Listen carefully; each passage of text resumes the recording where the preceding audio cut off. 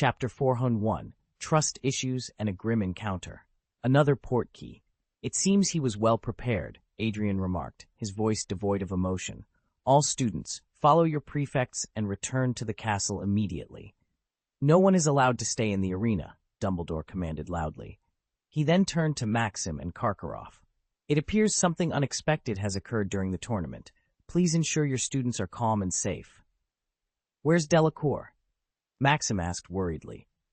The Triwizard Tournament is hosted by Hogwarts. If anything happens to Delacour, you will bear a large part of the responsibility, Dumbledore. I understand, but our priority is to prevent unnecessary panic, Dumbledore replied. Maxim sighed deeply and led the Beauxbaton students back to the castle. Karkaroff, still reeling from the revelation about the fake Moody, was visibly shaken. The Dark Lord's return meant dire consequences for him, a known traitor. He needed to flee, and quickly. I'll go and calm Durmstrang's students, Karkaroff said, his voice trembling. He directed his students to the auditorium, but quietly slipped away, hoping to avoid detection. This is a major oversight by Hogwarts, Adrian stated. I don't deny it, Dumbledore responded angrily. He had suspected someone was using Polyjuice Potion to impersonate another, but he hadn't considered Moody. Moody was a senior Auror with formidable skills, and his physical disabilities made impersonating him seem impractical. Yet, the impostor had managed to mimic Moody's personality and mannerisms perfectly for an entire year. Moreover, Moody had helped Harry Potter during the first task, which had completely thrown off any suspicion. Miss Klein, do you have any way to locate them? Dumbledore asked. No, she replied. The Ministry of Magic will assist in the search, Fudge interjected. The Aurors will find them as quickly as possible. Thank you, Adrian said calmly, though he had little faith in the Ministry's efficiency.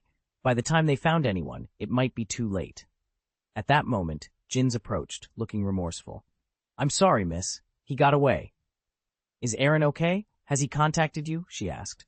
Not yet, but the young master will be fine, Jin said confidently. He had trained Aaron for years and knew his resilience and survival instincts. Even in dire situations, Aaron could find a way out. Moreover, the impostor had mentioned that Aaron wouldn't be in immediate danger, so there was hope he would return safely. Meanwhile, 5 people landed in a weed-choked cemetery via the portkey. The place was eerie and desolate. Nearby stood a small church and a dilapidated old house, both long abandoned and shrouded in darkness. Where are we? Fleur asked, swallowing nervously. Madame Maxime never mentioned the trophy was a portkey. Adrian didn't say anything either, but we should leave here quickly, Aaron said calmly. He drew his wand and pointed it at Crumb. But first, we need to address the unstable element in our group. The atmosphere grew tense. Harry, Cedric, and Fleur, though confused, instinctively drew their wands and distanced themselves from the confrontation. Crumb, sneering, drew his wand as well. Are you planning to attack me? I think this is a trap you've set to lure us here for your own ulterior motives, Crumb accused. Aaron raised an eyebrow, not wasting time on words. He immediately cast the disarming charm. Drop your weapons. A reddish light knocked Crumb's wand to the ground. Just as Aaron was about to overpower him, Cedric aimed his wand at Aaron. Don't move. Aaron rolled his eyes in exasperation. You should trust me right now. That's why I didn't act immediately, Cedric replied. But you need to give us an explanation. An explanation is fine, but we need to leave this place quickly, Aaron said urgently. This place is very dangerous, and if we don't withdraw, it may be too late. The 3 of them remained unmoved. To them, the cemetery was gloomy, but it didn't seem more dangerous than the 2 abnormal Ards. Damn, Aaron muttered wryly, turning to Harry Potter. It doesn't matter if you didn't listen to me before, but you must listen to me this time. When Victor was in the maze, something went wrong. Think about the dream you had. This is a conspiracy against you and me. Hearing this, Harry hesitated for a moment before making up his mind. Let's get out of here first. Harry. Cedric began to protest. I believe him, Harry insisted. Very good, Aaron nodded in satisfaction, but the next moment, a disarming spell hit him, and his wand fell to the ground. Just in case, Harry said guiltily. Aaron blinked, feeling a surge of inexplicable anger. Harry Potter, you will regret this. And you too, if I wanted to harm you, would you even have a chance to stand here? We can launch red sparks, but now we don't even have the chance to do that, Crumb said lightly, shifting the trust balance back to neutral. Aaron sighed internally. Why hadn't he noticed Crumb's eloquence before? Let's leave here, Cedric said, putting away their wands. Harry, you and Fleur watch them. I'll go get the portkey back. I hope we can teleport again. Suddenly, Harry felt a splitting headache, and the lightning scar on his forehead burned like fire, more intense than ever. Ah! Harry screamed in pain, dropping his wand. Are you all right, Harry? Cedric asked worriedly.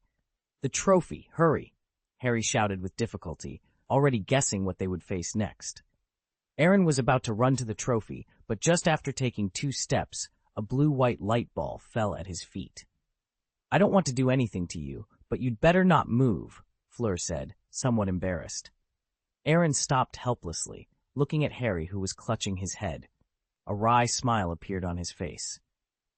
They had a chance to leave just now, but now the reaction of the scars showed that the Dark Lord had arrived, and it might not be easy to leave again. In the darkness, a figure slowly walked towards them. He was short, wearing a hooded cloak, and holding a wrinkled, midget-like figure in his arms. It's really too late now, Aaron murmured. Who are you? What do you want? Cedric called out, pointing his wand at them. Kill those who get in the way, the dwarf said hoarsely. Avada Kedavra! A strong green light shot out from the figure's hands, rushing straight towards Cedric. Aaron slid into Cedric, tripping him and narrowly avoiding the death curse.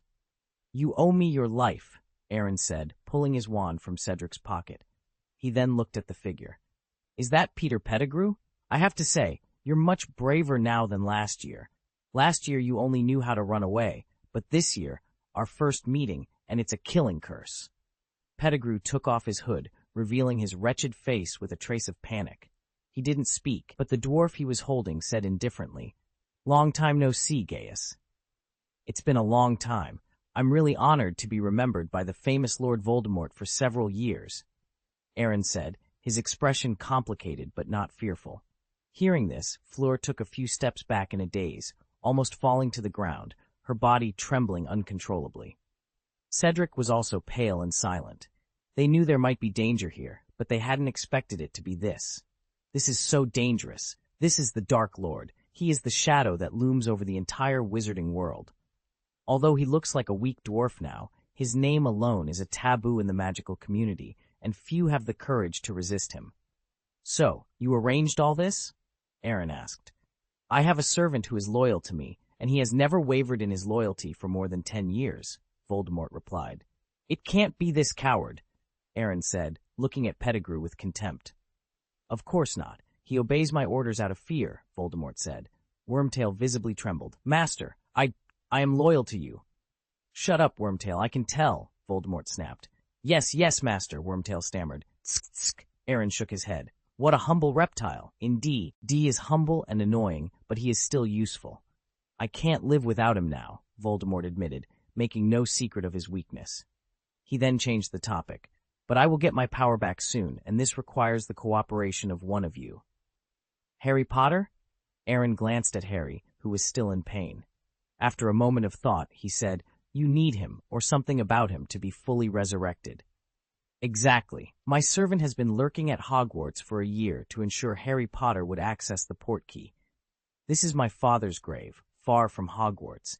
No one will ever find it, not even Dumbledore, Voldemort said proudly, clearly warning Aaron not to entertain any other thoughts. Oh, Aaron sighed deeply. Since you need Harry Potter, can you let us go? And if possible, can you return Harry Potter intact after using him? Voldemort froze for a moment, then laughed out loud. A coughing sound mixed in. You're still as funny as ever, but do you think that is possible? Aaron remained silent, holding on to a sliver of hope, however unrealistic it might be. Chapter 402. Living in a Daze. Until now, the ceremony begins. Do you mind if I clean up some bugs before I get down to business? Voldemort asked meaningfully. Ah, this. Aaron glanced at Cedric and the others. Personally, I really mind. As long as you surrender to me, I don't have to kill them, Voldemort offered. The corner of Aaron's mouth twitched and he rolled his eyes. I won't promise you that. I thought so, but I'll give you a chance to reconsider. Wormtail, do it, Voldemort commanded. Obey, my master, Pettigrew responded immediately. waving his wand. Crucio! Cruciatus! Aaron cast the same spell simultaneously. The two identical curses collided in the air, sending red sparks flying and crushing the green grass beneath them. Are you just going to stand there? Help me if you don't want to die. Aaron's words snapped Cedric and the others out of their stupor. Despite their fear, they knew they had to act or risk their lives. Cedric hurriedly got up and aimed his wand at Voldemort, who was being shielded by Wormtail. After a brief moment of trembling, his expression became resolute. Reducto, a giant snake, more than 3 to 4 meters long, suddenly blocked Voldemort. Cedric's spell barely caused any damage to it. Hiss! The snake hissed. Leave him alive, Nagini, Voldemort said flatly. The giant snake slithered towards Cedric, who turned pale with fright. He cast several different spells in quick succession, but they only made the snake recoil slightly, leaving him feeling desperate. Fleur joined Cedric, and together they managed to hold off Nagini, but just barely. What are you doing over there? Aaron's complexion changed drastically. If both Cedric and Fleur were occupied with the snake, Crumb wouldn't just stand by. As if on cue, Crumb's pupils turned white, and he approached Harry Potter like a walking dead. Damn it, don't you have any sense of honor? Aaron cursed inwardly and kicked Harry hard. Ignoring the pain, Harry quickly picked up his wand and pointed it at Crumb. Stupefy! Stupefy! A spell hit Harry from the side, knocking him unconscious. Fake Moody limped over from a distance. He carefully took Voldemort, placed him on a soft cushion, and then knelt before him with a devout expression. Master, get up. You have done very well, and I will reward you beyond your wildest dreams, Voldemort said. This is my duty, Master, Fake Moody replied respectfully. He then stood up and looked at Pettigrew, who was still dueling with Aaron, but made no move to help. May I ask, who are you? Aaron inquired. You will know soon enough. The effect of the polyjuice potion is wearing off, Fake Moody replied. Aaron increased the output of his magic. The crimson light from his wand grew brighter, overwhelming Pettigrew's Cruciatus curse and hitting him heavily. Ah! Pettigrew screamed in agony. Pathetic, Voldemort said coldly. Clearly, the power of the Dark Lord can defeat him. There's a difference between people, Aaron said indifferently. His magical energy may be higher, but my combat skills surpass his. Master, Fake Moody looked at Voldemort. Go! Be careful, Voldemort instructed. Yes, Fake Moody sneered, threw away his crutch, and attacked Aaron frantically. The two exchanged spells in a dazzling display, neither gaining the upper hand. After a while, Pettigrew joined the fray.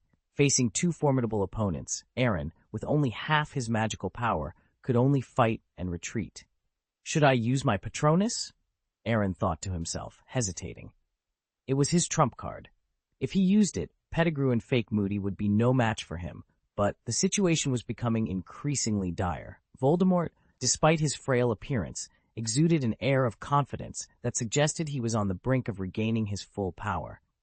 His presence alone was enough to instill fear, and Aaron knew that once Voldemort wielded a wand, he would be as formidable as ever. A direct confrontation seemed inevitable, and Aaron was uncertain of the outcome. At best, it would be a 50-50 chance, but escaping with the others seemed impossible. Suddenly, Cedric's agonized screams pierced the air. Nagini, Voldemort's serpent, had bitten him on the shoulder. Venom seeped into the wound, and blood flowed freely. Fleur was also ensnared by the snake, struggling to breathe. That's enough, Voldemort commanded. Fake Moody and Peter Pettigrew immediately ceased their actions, while Nagini dragged Cedric and Fleur over to Voldemort. Gaius, you haven't lost yet, but you have lost, Voldemort taunted. Aaron glanced at the injured Cedric and Fleur, then at the unconscious Harry Potter and Victor Krum, who was under enemy control. He felt a deep sense of helplessness and frustration. If just one of you had listened to me earlier, we wouldn't be in this mess, Aaron said, his voice tinged with regret. Cedric and Fleur exchanged sorrowful looks and lowered their heads, tears welling up in their eyes. Can you let the three of them go? Aaron pleaded. Do you think you're in a position to negotiate with me? Voldemort sneered. But you do want to negotiate with me, Aaron replied confidently. Smart, Voldemort said hoarsely. But let's wait a while to negotiate. After all, my current state is somewhat undignified. Before that, it would be better if you had no means of counterattack, don't you think? Aaron pursed his lips and threw his wand to the ground, a gesture of surrender. "Disarm them," Voldemort ordered. Fake Moody tossed 2 wands aside and handed over Cedric and Fleur's wands. "This time I was really hurt because of you," Fleur said bitterly. "Fighting for the championship has become a matter of life and death." "Don't blame me," Aaron retorted. "It's Harry Potter who put us in this situation." "That's right," Fake Moody interjected proudly. "In a sense, Gaius saved your lives. My main goal was to ensure Harry Potter got the trophy. You were all obstacles in my way. If it weren't for him, you would have perished in the first task. The second task was tricky because I couldn't get into the water, and Klein's competition projection complicated things. The third task was my last chance. I controlled Crumb before the race and gave him orders through those projections. I planned to have him ambush you or lead you into danger, but Gaius made me change my plan.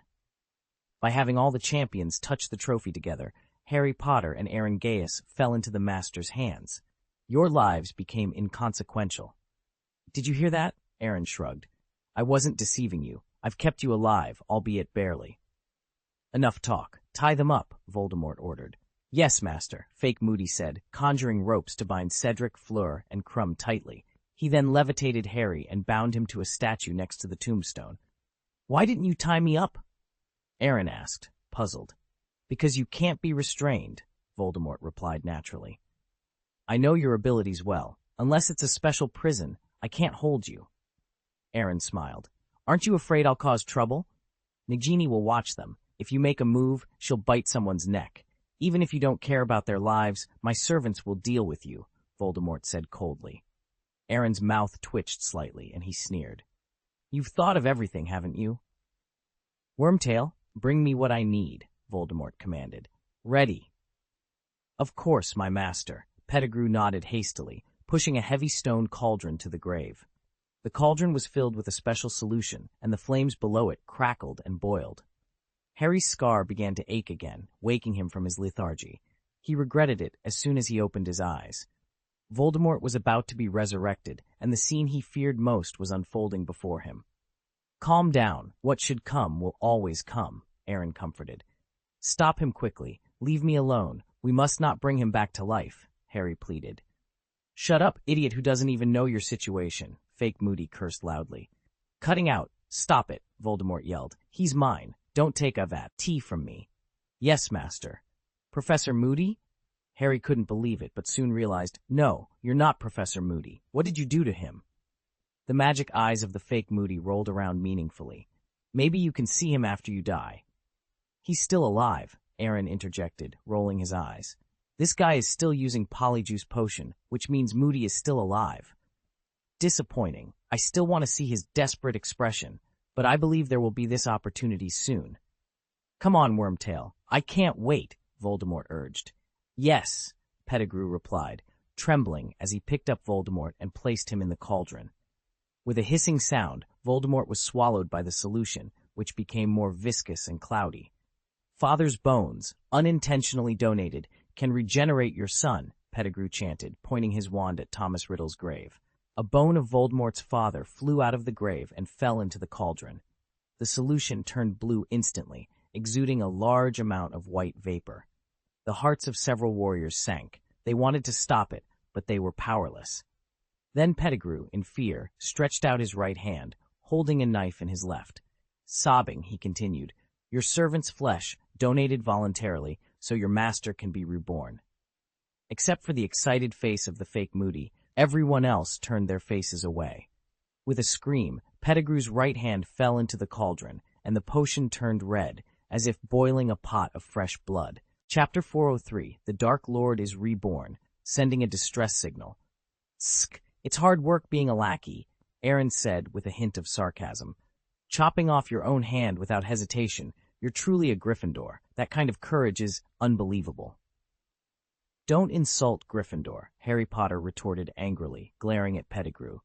"Gryffindor doesn't harbor cowards and traitors." "I have to correct you there, Harry. The facts prove that not all Gryffindors are noble," Aaron replied.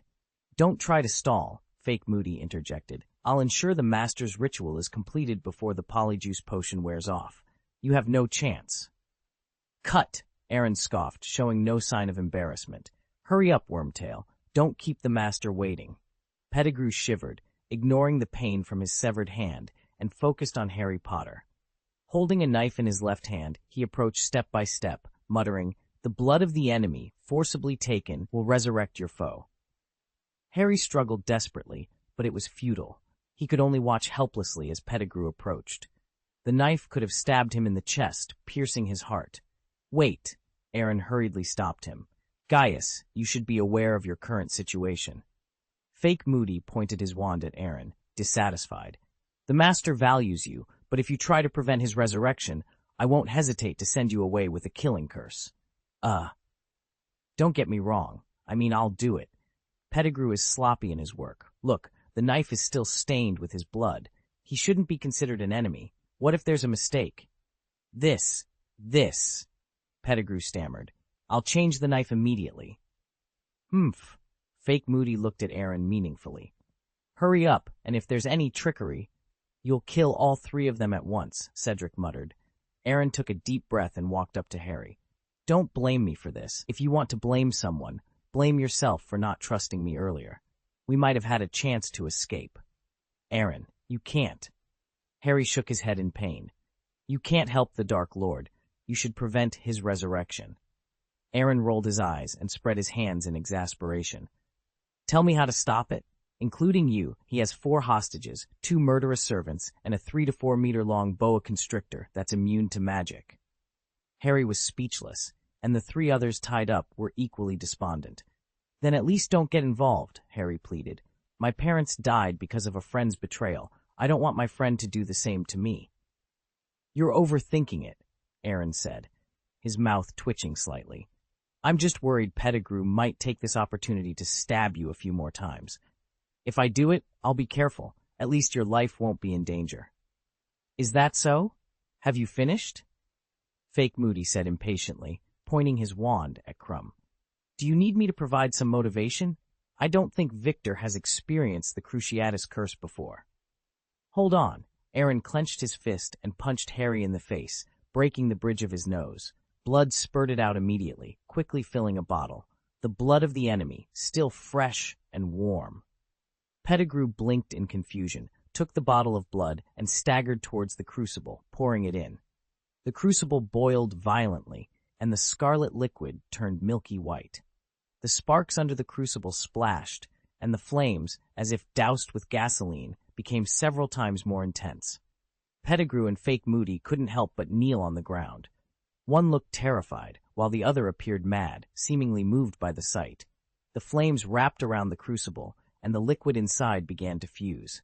The crucible emitted white steam mixed with countless black auras. A crumpled, light red baby appeared in everyone's sight, growing rapidly into a tall, thin adult in the blink of an eye. His face was extremely pale, almost lifeless, with red eyes and a flat nose that extended into 2 slits from the bridge of his nose to his chin. The restrained warriors trembled uncontrollably, forced to accept a fact they were unwilling to admit. Voldemort, the darkness of the wizarding world, had been resurrected. Fake Moody knelt before Voldemort and handed over the black wizard robes he had prepared earlier. "Master," he said. "Okay." Voldemort nodded in satisfaction as the robes automatically draped over him. He briefly checked his body, stroking his arms, chest, and face with his fingers. The intact body and the immense magic power he hadn't felt in over 10 years made him ecstatic. "Where's my wand?" Voldemort demanded. "Here, Master," Pettigrew said, drawing a wand from his pocket and handing it over carefully. "Stretch out your arm," Voldemort commanded flatly. Pettigrew, thinking Voldemort was going to heal his wounds, immediately stretched out his bloody severed arm.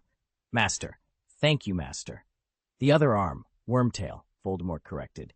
Pettigrew froze for a moment, then stretched out his left hand in disappointment. Voldemort ignored the sobbing Pettigrew and pulled up his sleeve, revealing a skull swallowing a boa constrictor on his arm. "It's coming back, and many will notice it," Voldemort said, pressing his wand over the dark mark, which turned pitch black. "We'll see how many have the guts to return, and how many are too cowardly." Aaron raised his eyebrows and quietly put his hand into his sleeve. Meanwhile, Jins, who was waiting on the Quidditch pitch, suddenly felt something and stood up quickly. "Did he call you?" Adrian asked. Yes, the young master sent a signal for help, and the others felt it too, Jins replied.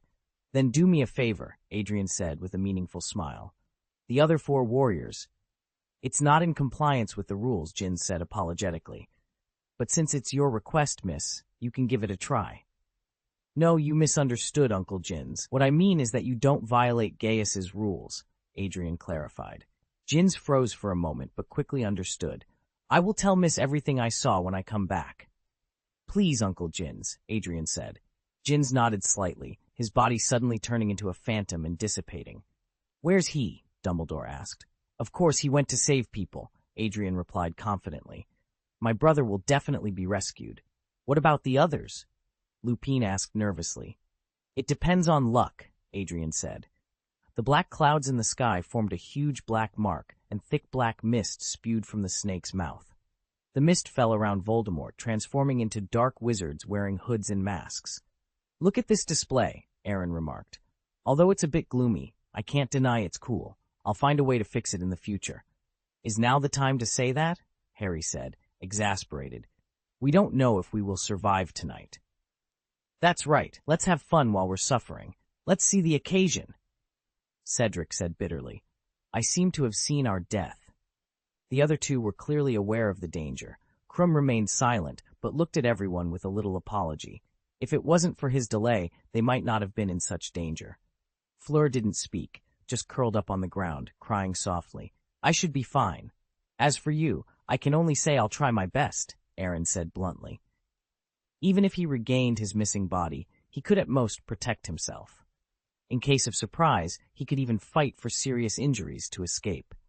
If his bodyguard team arrived in time, there was hope to get out unscathed. Don't deceive yourself and others at this time, Fleur said weakly. Aaron shrugged and didn't offer any explanation. Welcome, my friends, Voldemort addressed the circle of Death Eaters. It has been 13 years, and yet you stand before me as if it were only yesterday.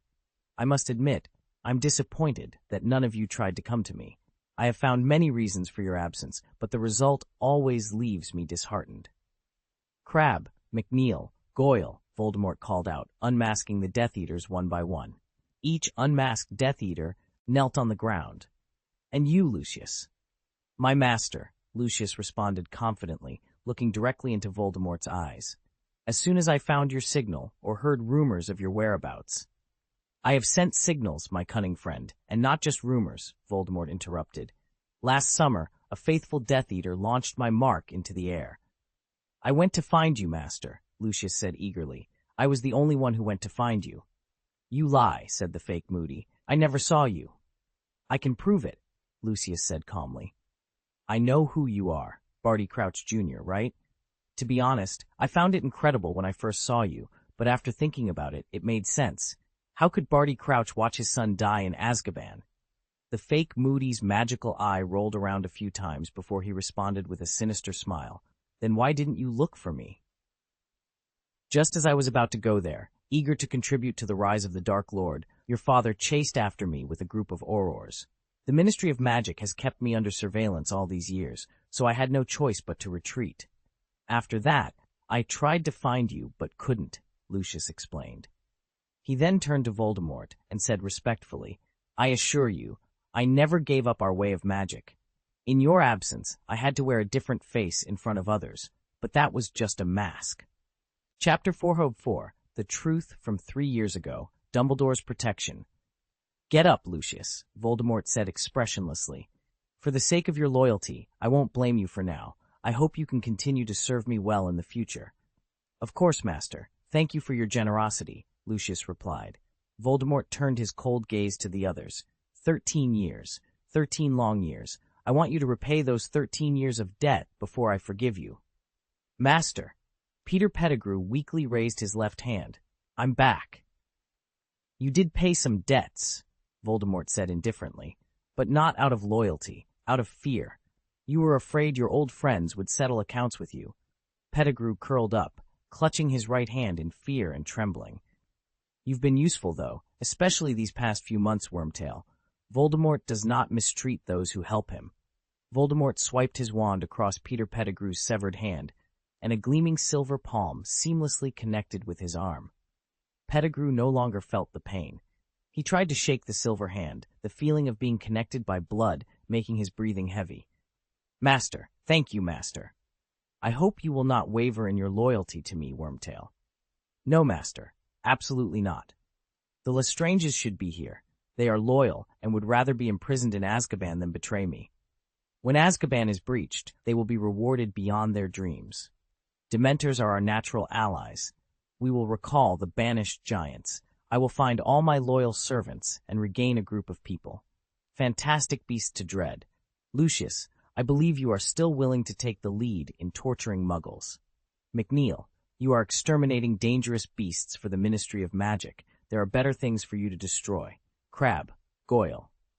Voldemort distributed tasks to his Death Eaters like a capitalist, making a clear division of power and offering them conditions they craved but could not meet now. The Death Eaters were convinced because they had wielded similar power more than 10 years ago. Harry and the others felt their scalps tingling and their hearts pounding with fear. They were too young to remember the Dark Lord's reign of terror, and as they grew up, they had little interest or opportunity to learn about it, as everyone around them kept it secret. No wonder my father said it was the darkest moment in the wizarding world, Cedric said desperately. But we may not have the chance to see it. It seems the magical world is about to fall into chaos again, Aaron sighed. But this has nothing to do with me. No matter how chaotic the world is, Gaius can survive alone. The four of them looked at Aaron in unison, not understanding where he had the confidence to say such a thing. There are still a few people here who haven't come. Voldemort shook his head. 3 died for me. 1 didn't have the guts to come back. He will pay the price, and 1, I think, has left me forever. He will be executed. But I'm relieved that my most loyal servant is still here. Crouch? Fake Moody walked up to the crowd with a proud face, the effect of the polyjuice potion wearing off. His size began to change dramatically. The scars on his face disappeared, his hair turned blonde, his prosthetic limbs were replaced by real legs, and a real eye replaced the magical eyeball. Barty Crouch Jr. appeared in everyone's sight. He scanned the other Death Eaters, his eyes full of disdain and ridicule. After all, the merit lay with him. The Dark Lord's resurrection was largely his doing. At Hogwarts, my loyal servant brought a little friend here through his hard work. Voldemort looked at the bound Harry Potter and mocked indifferently. Harry Potter, I hear your popularity rivals mine, but what excites me even more is that he brought another guest, Aaron Gaius. Hello, Aaron raised his hand awkwardly, then looked at Voldemort. Can I untie the 3 of them? There should be no. Need to guard against us now? Someone asked, their voice tinged with disbelief. Random, Voldemort replied dismissively. And our wands. Voldemort gave Barty Crouch Jr. a wink, and he immediately returned the 4 wands. Aaron untied the ropes binding the 3 captives and handed their wands back to them, one by one. You're giving them back to us so easily? Fleur Delacour asked, her voice filled with skepticism. He was very weak just now, Aaron explained seriously. A little accident could have interrupted his resurrection ceremony, but now he can crush us like ants. There's no need for him to guard against us at all. The wands give you a false sense of security, but our situation hasn't changed in the slightest. What about Harry? Cedric Diggory asked in a low voice. Brother, can you use your eyes? Do you think you can compare with Harry Potter? Aaron was exasperated. Voldemort is obviously going to use Harry to announce his return in a high-profile manner. As prisoners, asking him to let your enemy go is akin to asking for death. Knowledge of the times, that's what I admire most about you, Voldemort said appreciatively. If they made such a request to me, I would kill them without hesitation. A mediocre Hufflepuff, a Durmstrang brute, and a Beauxbaton's pretty face are of no value to me. The 3 of them were extremely angry, but speechless. Even if they had the courage to refute, they didn't know what to say. They were just top students in their respective magic schools, while their opponent was the notorious Dark Lord. They were not on the same level at all. The boy who lived, Voldemort said, walking up to Harry Potter. Your legend is made up of lies. Do you want me to tell the truth about that night 13 years ago? Do you want me to tell you what made me lose my magic? Voldemort turned to look at the group of Death Eaters, determined to satisfy their curiosity and provide a reasonable explanation for his failure 13 years ago. Because of love, Voldemort began. When that lovely Lily Potter gave her life to save her only son, she invoked the utmost protection. It's an ancient magic that I should have remembered but foolishly ignored. Blood protection curse, Aaron murmured. Harry is considered lucky. His mother willingly sacrificed her life for him, invoking the most touching power in human history. That's right, Voldemort continued. That curse bounced my killing curse back on me. But do you know why they are called Death Eaters? Voldemort asked meaningfully. Conquering death. I have gone farther on the road to immortality than anyone else. I just faced a small test, and although it took a little longer, I passed it without a doubt. Aaron thought to himself, it's the first time I've seen someone express their fear of death so eloquently. 13 years of lingering on, Voldemort continued, when I no longer even imagined that my faithful Death Eaters would come looking for me, Wormtail found me. Because he was afraid that his former friends would trouble him, he needed a backer. Fate favored Voldemort. He accidentally met a witch from the Ministry of Magic, Bertha Jorkins, and subdued her unexpectedly. We got very useful information, the Triwizard Tournament, and news of a faithful servant. Then you controlled Crouch, rescued Barty Jr., and then teamed up to subdue Alastor Moody, using his hair to continuously make Polyjuice Potion so that Barty Crouch Jr. could enter Hogwarts and put Harry's name into the Goblet of Fire, Aaron said, piecing it together. As for the purpose, it should be Harry's blood. It's an ancient dark magic, Voldemort explained with a laugh. The flesh of the servant, the bone of the father, and the blood of the enemy. There were many choices, but only Harry Potter's blood was the most suitable because it would break the spell his mother had put on him. There is a small question, Aaron interjected. If you just wanted Harry's blood, there was no need to go through so much effort, right? Harry Potter is the most troublesome person in Hogwarts. The number of times in the past few years, the number of injuries he has sustained is beyond count, and it seems that obtaining his blood is no easy task. He is so well protected that he doesn't even realize it. Dumbledore has made too many arrangements for him. That Muggle family was a torture for him, but he didn't know that. As long as he had relatives around, I couldn't even touch him. And what about Hogwarts? I can't harm him right under Dumbledore's nose. But outside of these two places, he mingles with that Muggle-loving wizarding family from morning till night. It's hard to get an opportunity, and the Ministry of Magic will go all out to search again. Hearing this, Aaron clicked his tongue in secret, feeling an inexplicable moment of sympathy for Voldemort. At the same time, he thought of his own bodyguard team. They seemed diligent and hard-working, protecting him in the shadows for more than 10 years. Yet they would fail at critical moments. For instance, now, his distress signal had been sent out for more than 10 minutes, and no one had come, not a single one. But it's okay, the situation has changed now. Voldemort raised his arm suddenly and pressed the scar on Harry's forehead with his pale, slender fingers. I can touch you now. Harry felt a sharp pain in his head, but he couldn't even struggle because he was bound to the statue. Cruciatus! Ah!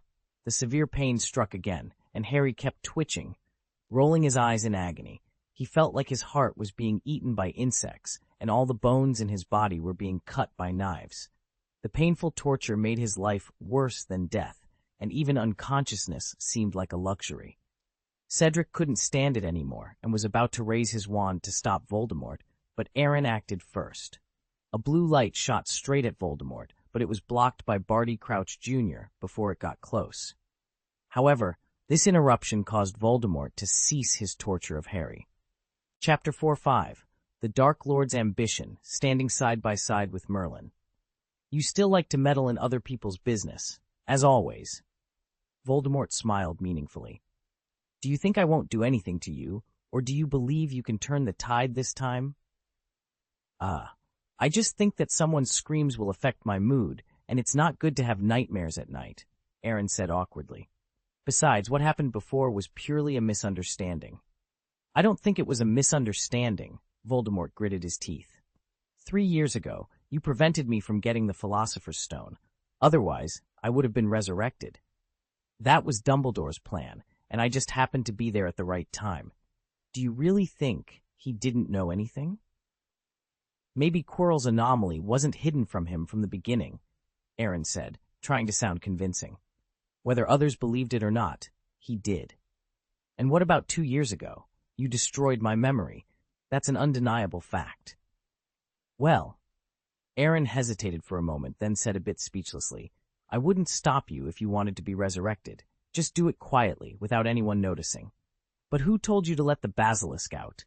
Hogwarts is very important to me. I can't just watch it close down. If I can't go to school, I'll have to go back and inherit the family business accumulated by Gaius for thousands of years. I'm only a teenager. I don't want to deal with the irritability of worrying about all kinds of family affairs when I can lie down and grow old. The crowd was speechless. What was up with this thick Versailles? Ha ha! Voldemort laughed, his cold eyes glowing red. All right, I can pretend that nothing happened before. But now it's time for you to give me an answer. Would you like to serve the Dark Lord? Aaron pretended to think for a while, then shook his head regretfully. I don't want to. Voldemort frowned slightly. The conditions I promised you in the past will not change. Your submission is only temporary. When the Dark Lord's cause is completed, and Muggles and Mudbloods are eliminated, you will be the next ruler of the wizarding world. Hearing this, everyone else was dumbfounded. They didn't doubt the truth of these words. The promise made by the Dark Lord would not be false, but it was unbelievable. Aaron froze for a moment, then sneered. I really don't understand why you value me so much. I have explained before that you are a true Slytherin, with noble wizarding blood, talents no less than mine, and excellent leadership qualities. And after I change the magical world, I need a qualified heir who can appease the magical world. Tsk, I'm really flattered. But you can find other people. There's no need to hang yourself on one tree. Besides the above conditions, the biggest reason why I chose you is that you are not interested in power. Oh, Aaron elongated his voice, suddenly realizing, you are not choosing an heir, but a spokesperson, a special spokesperson who has management rights. It can be said that, Voldemort replied irrefutably, the more you explore magical power, the more you realize your own insignificance. Dumbledore and I have been exploring the next road. He dares not go, and I have some scruples. But if the general environment stabilizes, I will have enough time to go further and reach the level of the founders of Hogwarts, and it is not impossible to even surpass them. Hiss. Your ambition is higher than the sky. Aaron nodded secretly while being shocked. I have to admit that you are very discerning. If I help you, you can really get twice the result with half the effort. He also understood Voldemort's ambition.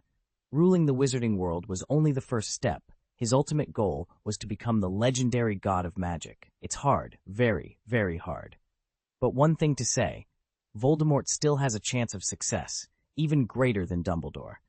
He is now at the pinnacle of the Great Magister, only half a step away from the Holy Land. But if he could carry out, if your cause is to kill Muggles and Mudbloods, there would be nothing flawed in your frame of mind. Once the turbulent magical world stabilizes, you will transform from an executioner to a reformer. At that time, no one will be your enemy, and you can slowly find a way to make up for the defects in your soul, breaking through the bottleneck of the Holy Magister with confidence. As for whether you can become a god in the future, that depends on chance. However, a wizard who has walked the road of longevity longer than anyone else needs time. The road Voldemort took was rather twisted, but it truly led to the end. It's amazing, truly amazing, Aaron applauded. I always thought you were out of your mind, but now it seems that my perspective was limited. Think about it, even a lunatic can't achieve the position of the Dark Lord. It's no wonder your organization is named the Death Eaters. Once you've made it to the end, conquering death isn't just a piece of cake. The corner of Voldemort's mouth curled up. You understand? Since the beginning of the Magic Age, many people have been exploring this road. The Big Four of Hogwarts, Dumbledore, Grindelwald, and me, and even you in the future, are all part of it. It's just that everyone's direction is different. I just chose what I wanted to choose. What are you talking about? Harry asked suspiciously. This is a conversation between two Slytherins. Are you a Gryffindor? Sure you want to know? Aaron said with a hint of amusement. Harry hesitated for a moment, then nodded firmly. He didn't know if he could survive today, but even if he died, he wanted to die understanding. It can only be said that Voldemort is worthy of being a Slytherin wizard, and his ambition is comparable to that of his ancestors. Dominating the magical world is only the first step in realizing his ambition. As for the ultimate goal, Aaron paused slightly. It is probably to stand side by side with Merlin. The four warriors looked at each other, not understanding for a moment. But the Death Eaters whispered among themselves. Some wizards with family heritage seemed to guess something. Some were frantic, and some were trembling. Master, great master! A Death Eater immediately knelt down in front of Voldemort, kissing his wizard robe. Being a Death Eater is the greatest honor of my life. With the first one, others followed suit.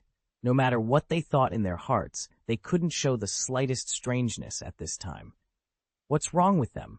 Furong asked, puzzled. It feels very different from just now. It should be that they have accepted their identity from the bottom of their hearts, Aaron said meaningfully. The promise of immortality, although exaggerated, is not entirely false. Cedric suddenly thought of something, and his pupils trembled violently. Could it be that he thinks it's impossible, it's just a legend, and even the four giants of the Academy haven't reached that step? Which step? Krum asked uneasily. God, Cedric gritted his teeth with difficulty. But this is absolutely impossible. In fact, it is possible, Aaron said calmly. In addition to his excellent magical talent, he also has one of the biggest advantages, being able to live. As he said, he has traveled a long way on the road to longevity, and even the death curse could not kill him. Excellent talent combined with a long time, he can always find opportunities. And the power of the gods is far beyond the imagination of ordinary people. It may not be difficult to resurrect the dead and bestow immortality on others. Cedric opened his mouth, speechless. You understand the will of the Dark Lord? Are you willing to help me now? Voldemort asked, this time quite sure of himself. I refuse. Just promise. Voldemort's face sank instantly. Did I hear wrong? That's right, I refuse, Aaron emphasized again.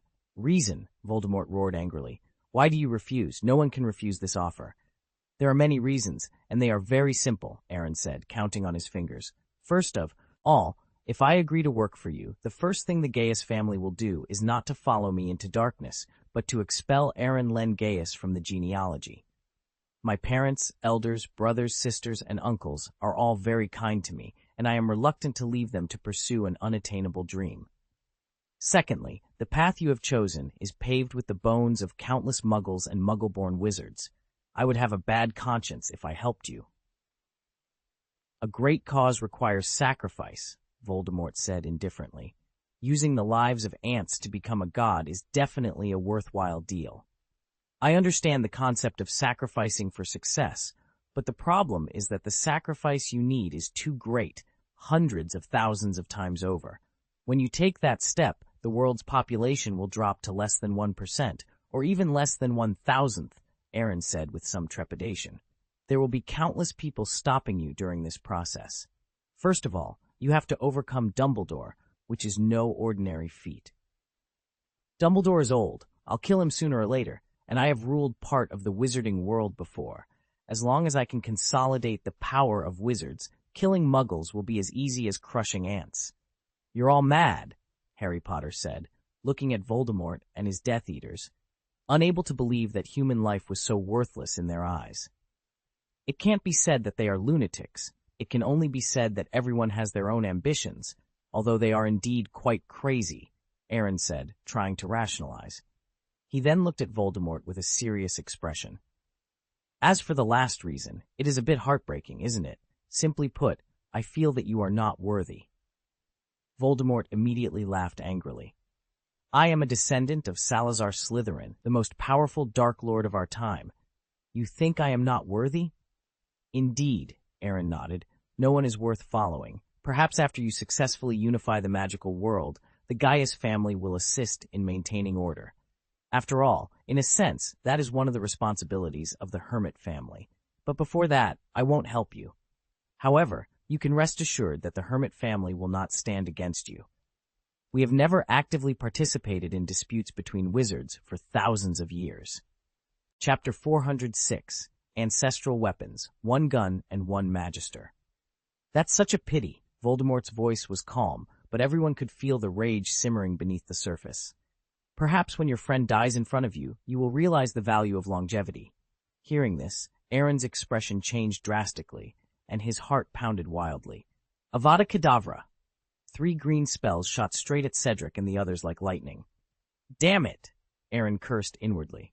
He didn't care about hiding his abilities anymore. He immediately stood in front of the 3 of them and made seals with his hands.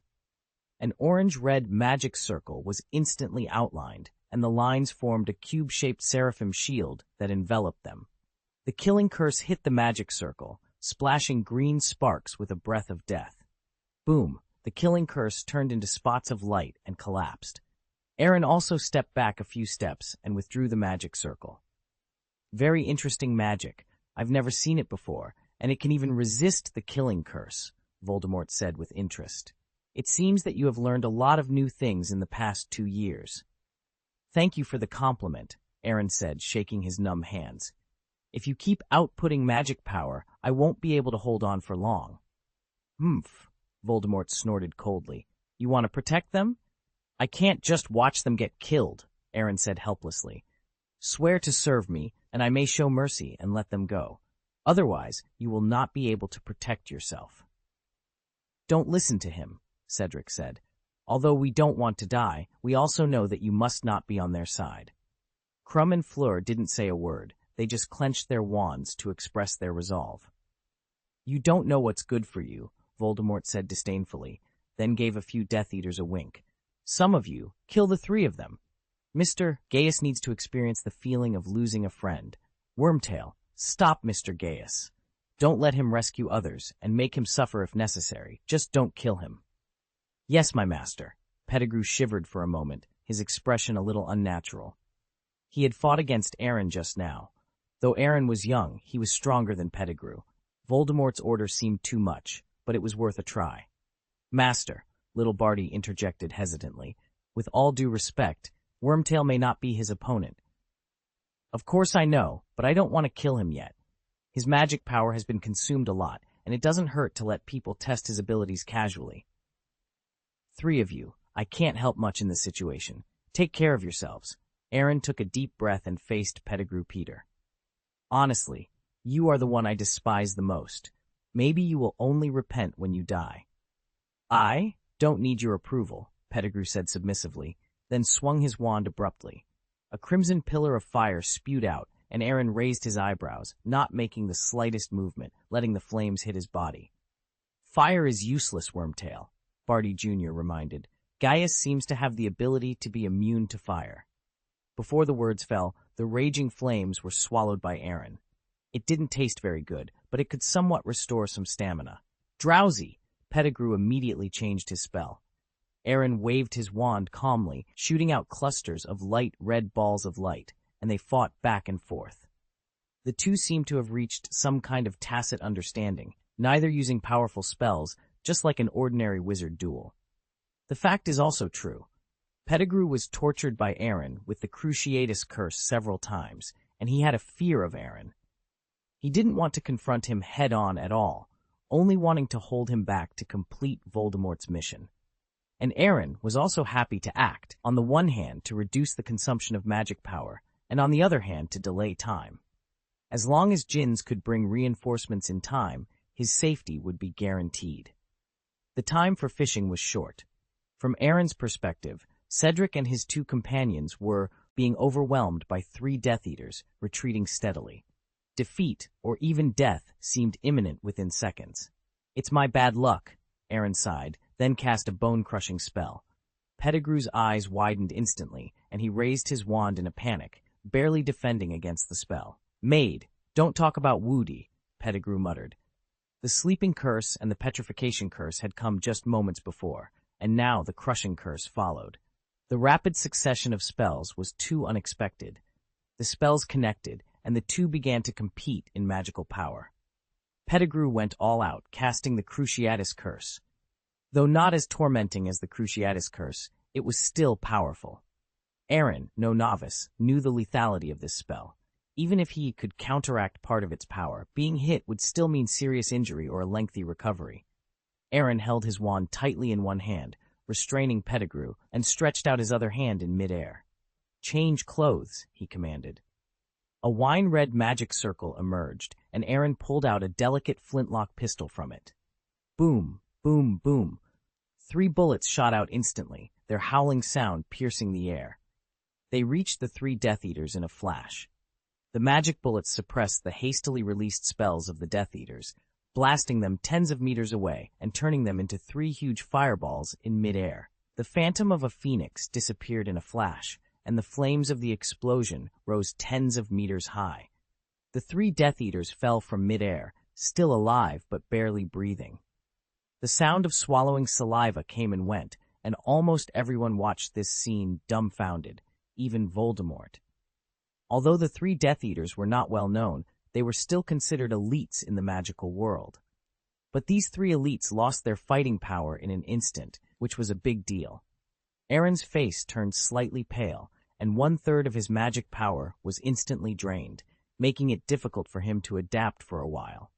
However, his condition was not as bad as Pettigrew's. Pettigrew seemed frightened by the shots and was still in shock, unable to recover. Aaron made a decisive decision and immediately increased the input of his magic power. The bluish-white light cluster knocked Pettigrew into the air, and the pain of tearing his body made him let out a miserable scream. "It's really useless. This is the 2nd time," Barty Jr. shook his head speechlessly.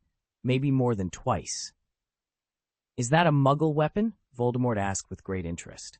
No, I feel a complex magic, a simple offensive magic weapon, which compresses a large amount of magic energy and then enhances its power in a special way, exerting a power beyond the wizard's own level. As expected of Lord Voldemort, you can see it thoroughly. However, there is an upper limit to the magic power that this gun can hold, so it can bully magisters, but its effect on great magisters will be greatly reduced. "Where did you get this weapon?" "It was handed down from my ancestors, made by my ancestor Aaron Gaius, with countless rare materials. The gun is named Bianhua," Aaron said bluntly. This was the truth, and how others understood it was not his concern. Voldemort raised his eyebrows, and his wand moved slightly. Bianhua trembled violently and flew towards Voldemort. "Return," Aaron commanded. Bianhua immediately became quiet, got rid of the Dark Lord's spell, and flew back to Aaron's hand. "This is a famous artifact of the Gaius family. I am its owner when it is handed down to me. No one else can use it unless I authorize it." "Good insurance," Voldemort sneered. "Aaron, I seem to have seen a phoenix just now." Harry asked tentatively, with a strange expression. "It couldn't be Fawkes, could it?" Aaron spread his hands. "The phoenix is a powerful magical creature, much stronger than unicorns and the like. The magical energy extracted from its feathers and enchanted bullets can increase the power to a certain extent." The corner of Harry's mouth twitched. Ely should have plucked a few more feathers then." Fleur seemed to have thought of something and said, "I remember you bought a box of feathers from magical animals at Hagrid's place. They were all used to make bullets, right?" "How many bullets do you have?" Cedric asked with a faint hope in his heart. "If we use them well, we might."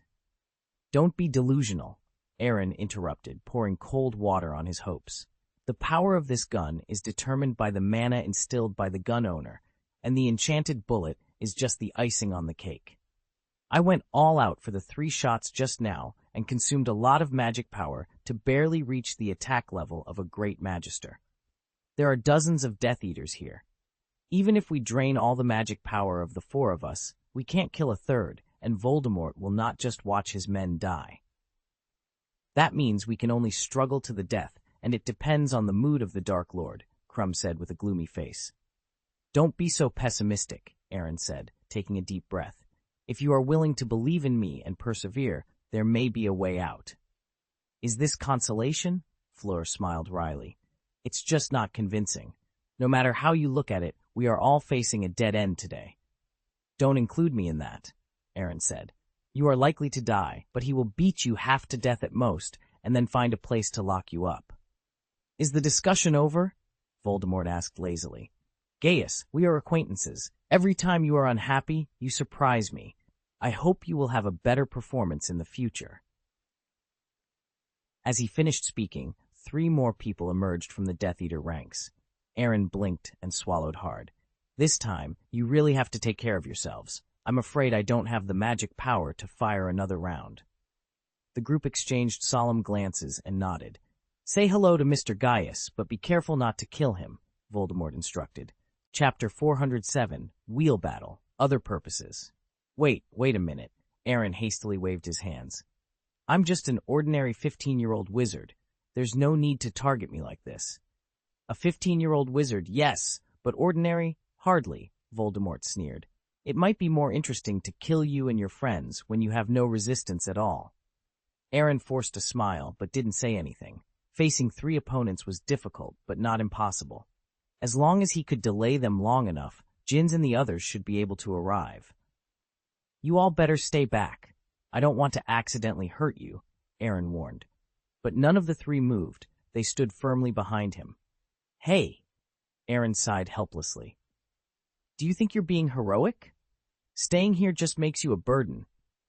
The 3 looked at each other and reluctantly distanced themselves from Aaron. Harry Potter, watching the scene, felt a pang of embarrassment as if he had been told the same thing before.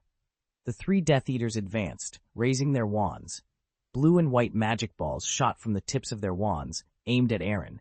He didn't dodge, letting the attacks pass through him harmlessly. Explosions sounded, and the Death Eaters stared blankly at the craters on the ground. They seemed to have hit him, but also not. He's hiding, one Death Eater said. It's a weird trick. He must be around, another added. Master, Barty Jr., explained, Gaius's illusion is very clever. I can see that, Voldemort replied, shifting his gaze to another spot. From the perspective of others, no one was there, but Voldemort, a peak-level magister, could see him easily. I just don't like cheating. Voldemort stretched out his hand. Mad Eye's magic eye.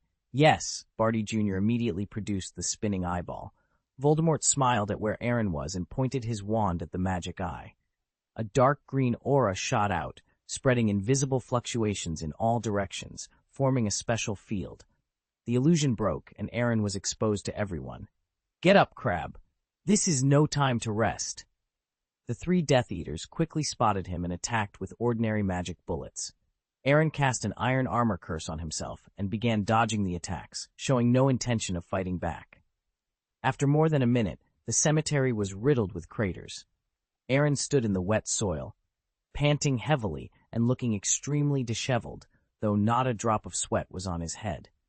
The 3 Death Eaters were also breathing heavily, having never encountered such a slippery opponent. What are you doing? Voldemort roared angrily. Playing games with him?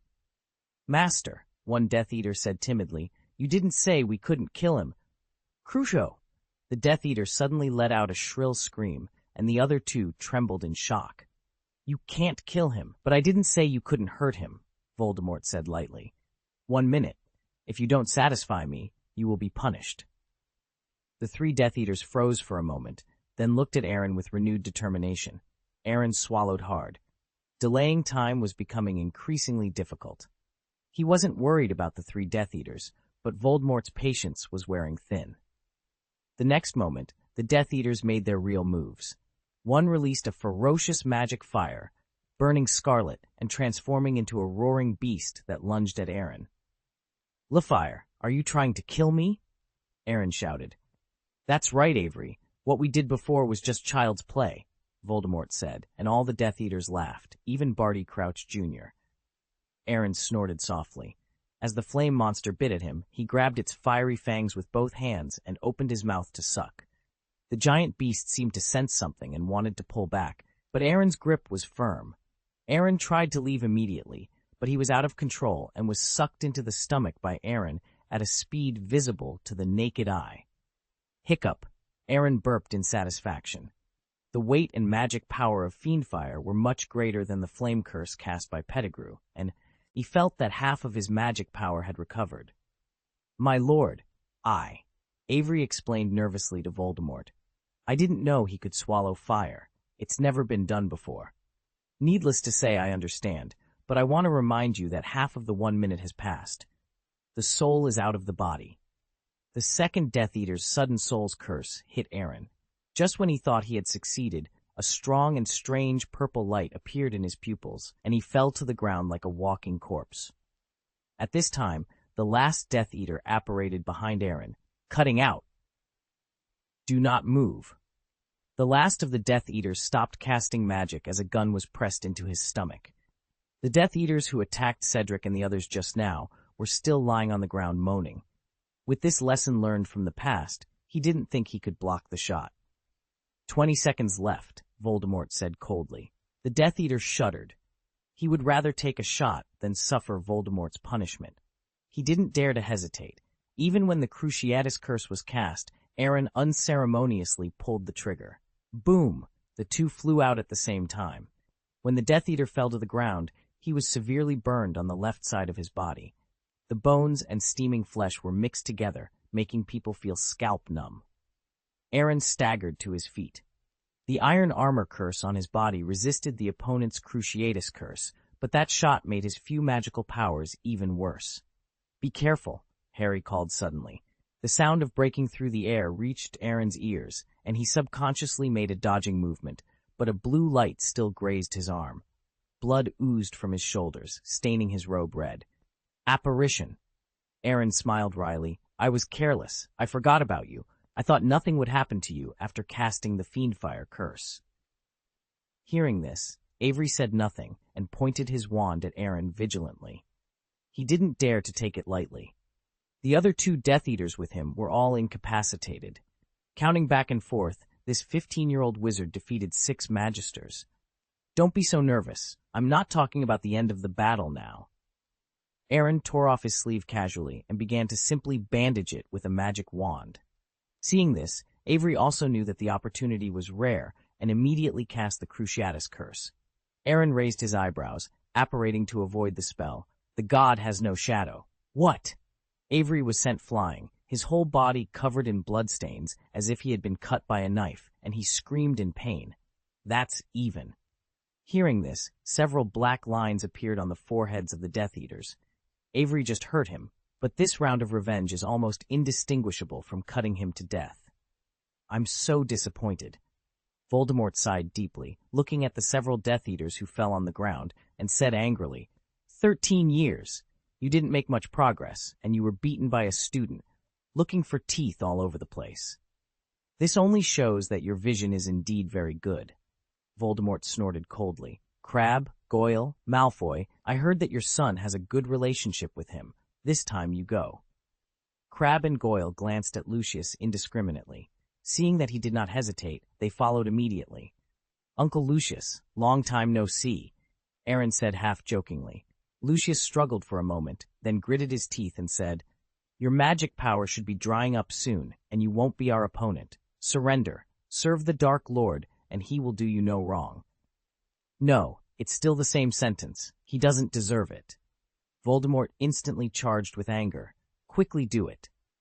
Lucius didn't dare to hesitate and immediately waved his wand, with Crabbe and Goyle also assisting. The magic power of the three gathered. A terrifying shock wave formed and swept along the ground towards Aaron. He shook his head and pointed his wand at the earth. The ground suddenly cracked open, mixing soil and rocks with the bones from the cemetery. Under the command of his wand, these elements collided with the shock wave created by Lucius and his companions. Rumble. A loud noise echoed as both forces were buried in the mud. After a moment, Crabbe crawled out and began digging out Goyle and Lucius. Lord, Master, we didn't intend to kill him, Goyle said, trembling. Shut up, you still can't kill him, Voldemort snapped, looking at the disturbed ground. Will you come out by yourself, or shall I help you out? Come out by yourself, a voice responded. Suddenly, a hand emerged from the dirt. Aaron struggled to pull himself out, coughing up soil. His face was pale, and he staggered as if he might collapse at any moment. Yet no one dared to underestimate him. Including Lucius, Aaron had defeated 10 formidable enemies, a feat unimaginable to most. Honestly, I'm curious, Voldemort said. What are you waiting for? Aaron's heart skipped a beat, but he kept his expression neutral. It's nothing. No, you must be waiting for something, Voldemort insisted. I've been following you since your first year. I know you better than anyone else. Maybe you don't know me well enough, Aaron shrugged. I know your methods. You almost killed me with a magic circle when you were 16, 2 years ago. But you haven't used a magic circle this time. You could have ended this battle more easily, yet you chose a cumbersome way, even at the expense of hurting yourself. Do you think I will believe you when you say there is no other purpose? Aaron remained silent, his mind racing. Chapter 408, Delaying Time, the Power of Immortality. Are you trying to buy time? Voldemort asked with a half-smile. Do you think Dumbledore will come to save you? Aaron's pupils trembled violently at Voldemort's words, but he quickly masked his surprise.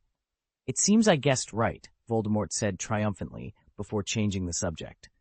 Unfortunately, he won't find this place, but I do hope he does. It's rather shabby that the only audience to witness the return of the Dark Lord are the Death Eaters and you students. It would be grand if the White Demon King could come. His death would cast a shadow over the entire magical world, making it easier for me to rule. Don't count on it, Harry shouted. Dumbledore will defeat you. Idiot, Aaron thought, frustrated. He couldn't understand what Harry hoped to achieve by drawing attention to himself at this moment. Cruciatus. Voldemort cast the Cruciatus curse on Harry, who writhed in pain. After the torture ended, Voldemort said calmly, Know your place, Harry Potter. I'll deal with you later. Turning to Aaron, Voldemort declared, Aaron Gaius, let the dark forces shatter your unrealistic fantasies. He then addressed the Death Eaters. All of you, attack him together. Use any means necessary. Whoever brings him to me first will have their 13-year debt forgiven and receive a reward from Voldemort. The more than 30 Death Eaters looked at Aaron with greedy eyes. I have to help him, Cedric said seriously. Blood still dripped from the wound on his shoulder, making his face pale and his vision blurry. But he held his wand tightly, his resolve unwavering. Victor and Fleur nodded in agreement. They knew their own strengths. They might handle 1 or 2 Death Eaters, but dozens were beyond their capability. The outcome seemed inevitable. Either join the fight and die in battle, or stand aside and be killed by Voldemort after Aaron's defeat. As Triwizard Tournament champions, they chose the first path, proud to fight. The 3 quickly stood beside Aaron, facing the overwhelming number of Death Eaters. Just as Aaron was about to speak, Fleur stepped forward. Don't push us away. We may not be as powerful as you, but our magic is more abundant, she said. It might not help much, but we can still assist with a few spells, Cedric added. If we must die, we'll die before you, Crumb said. Aaron was speechless. He was trying to save their lives, but they seemed eager to sacrifice themselves. Let's begin, Voldemort commanded, and more than 30 Death Eaters rushed towards Aaron. This is forcing me to die, Aaron thought bitterly. He quickly turned around and, with a wave of his wand, sent Cedric, Victor, and Fleur flying. What are you doing? Cedric shouted angrily. Don't be so righteous.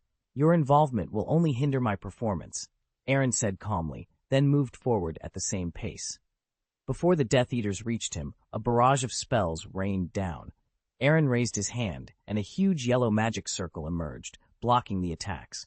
The colorful but deadly spells hit the defensive magic circle, making crackling sounds. This was an advanced defensive spell, one that a single Magister couldn't break easily. But with dozens of Magisters attacking, Aaron struggled to maintain the barrier. He stabilized his magic output, thinking of other strategies while holding the defense. Keep blasting. Don't let up, a Death Eater roared, his wand shooting out a scion shockwave the size of a bowl. Several Death Eaters followed suit, and 7 or 8 pillars of magic power struck the defensive circle, increasing in number. Click, click, cracks began to appear in the magic circle, and magic power with attributes such as cutting, cursing, drowsiness, paralysis, and petrification flowed out through the gaps. Aaron was forced to retreat, steadily squeezing the magic power in his body to prevent the magic circle from collapsing. Missing body, Aaron shouted anxiously in his heart, revealing his current situation to the other party. I'm ready. You can take me back anytime you want. Not yet. I need your magic power. But in this way, you are still just a Magister, and you are not an opponent of dozens of Death Eaters at all. Do as I say. You have more important tasks. Aaron knew that just using the missing body as a power bank would not solve the current predicament, but because he was the Magister Voldemort, he was happy to watch the show. If he suddenly became a great Magister, Voldemort would definitely intervene personally. These dozens of Death Eaters combined couldn't compare to a peak magician, and the situation would become even more dangerous. The missing body sighed silently and transferred a significant portion of its magic power to the main body, leaving only the basic mobility. Aaron felt the surge of magic power and gained some confidence in facing the dozens of Death Eaters. The high-level defensive magic circle was instantly stabilized, and based on this, the ultimate defensive magic circle was created. Layers of complex coils slowly emerged on the inner ring, outer ring, and star. The golden light lit up the night, and the magic shield, more than 10 meters high, separated Aaron from the Death Eaters like an indestructible wall. Voldemort watched this scene with great interest. Yes, this is it. Harry Potter, see? 2 years ago, he almost knocked me out of my wits with an offensive magic circle of the same level. I was puzzled before. 2 years had passed, but his magic energy hadn't improved much. Now it seems that he spent all his time and energy on improving the magic circle. Harry also clicked his tongue secretly, shocked. He was very impressed by the Thunder attribute magic circle 2 years ago, which even caused quite an earthquake in the Slytherin secret room. But that magic circle took Aaron a lot of time and the blood of the basilisk to barely complete. What he saw now took less than a minute and no materials were used. An ultimate magic circle was completed, and it even blocked the attacks of dozens of Death Eaters. This was simply a fantasy. Harry suddenly remembered that Aaron usually carried a notebook wherever he went, constantly writing and drawing in it. At that time, they all thought it was the top student sorting out class notes, so they didn't care. Now it seemed that it was not a note at all, but clearly the practice manual of the magic circle. No wonder no one showed it. Cedric and the others looked at this scene blankly, swallowing involuntarily. It was the first time they had the idea that they were useless, and it was not wrong to be said to be dragging their feet. Just because a few of them participated in this kind of battle, they might not even be able to escape the waves. Master, his talent is too strong, don't we? Little Barty said with a little hesitation, making a throat-cutting gesture. No, the spokesperson I choose can't be an ordinary genius. It has to be different. Besides, there is a huge gap between a Magister and a Grand Magister. Unless he is a great Magister now and can use this level of magic as he pleases, there is no threat to me at all. But his growth rate? Why do you think I want to subdue him? Said Voldemort. Gaius is the wizarding family that values the spirit of contract the most. Once they swear allegiance, their loyalty is definitely higher than that of the Death Eaters. I'll be patient enough until he grows up to be a great Magister, but if he's still clueless beyond that threshold, then it's not my fault. There can be no destabilizing factors in the Dark Lord's great cause. Master is.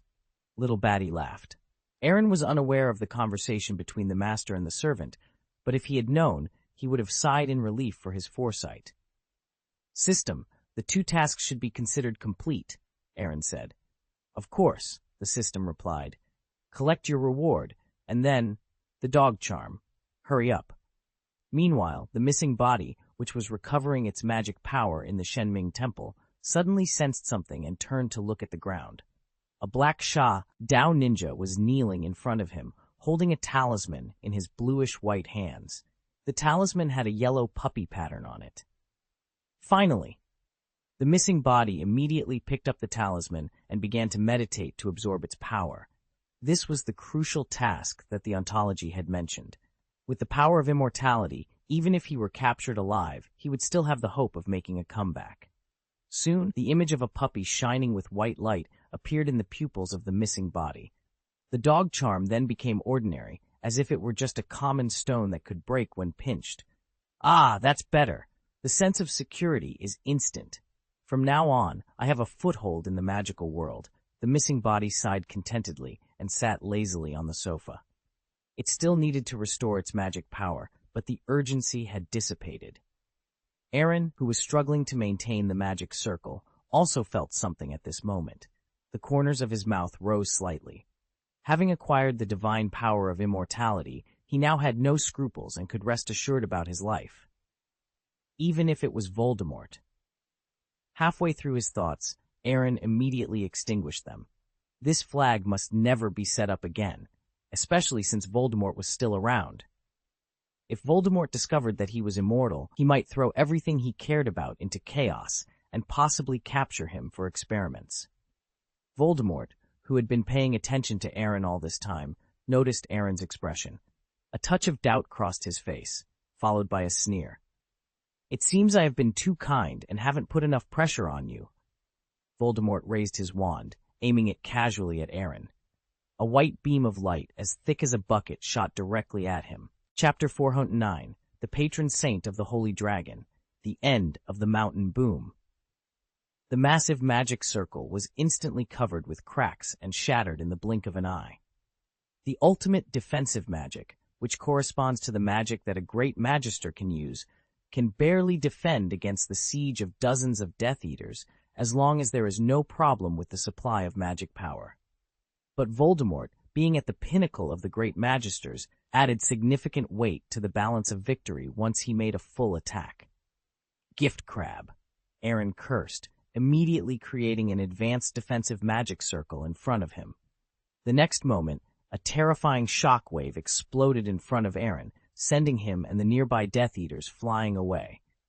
After the smoke cleared, some of the Death Eaters who were closer to the center of the explosion staggered to their feet, while those who were farther away were not as disheveled, but still looked disheartened.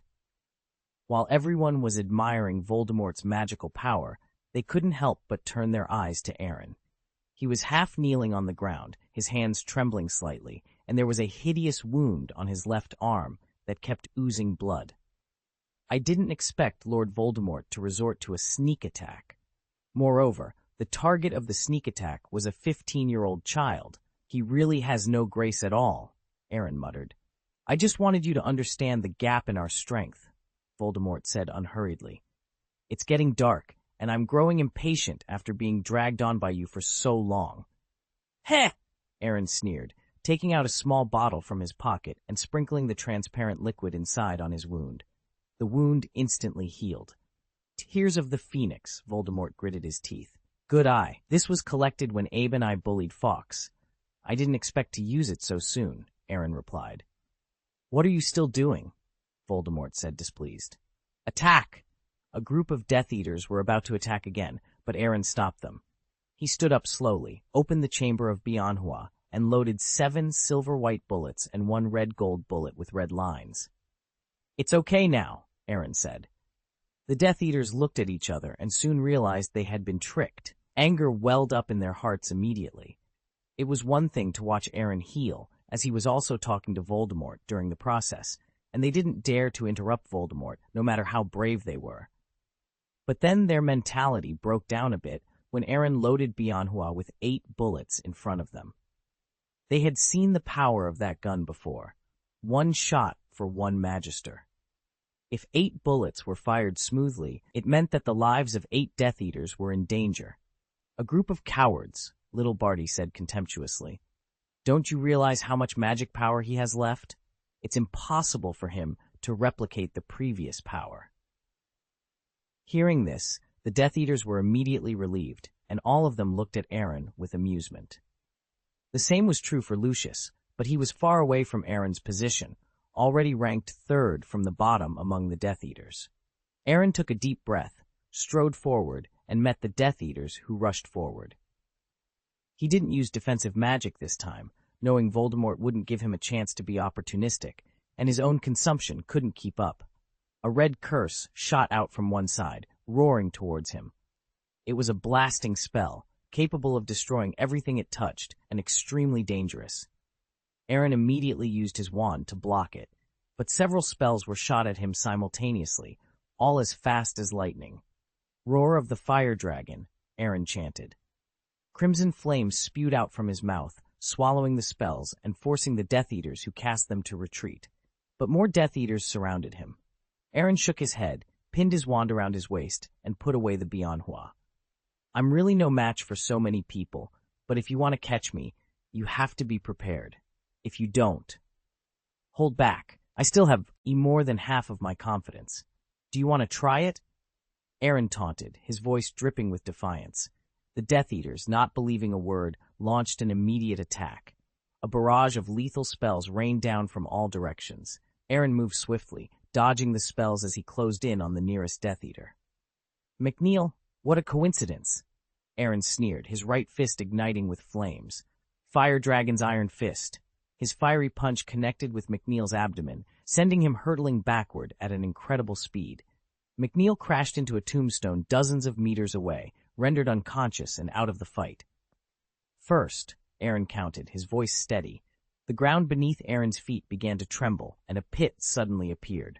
Success! A Death Eater shouted excitedly. His wand pointed at the ground, clearly the architect of the trap. But his triumph was short-lived. Within seconds, a massive earth-yellow magic circle enveloped him, and thorny chains wrapped around his body and limbs. Second, Aaron declared.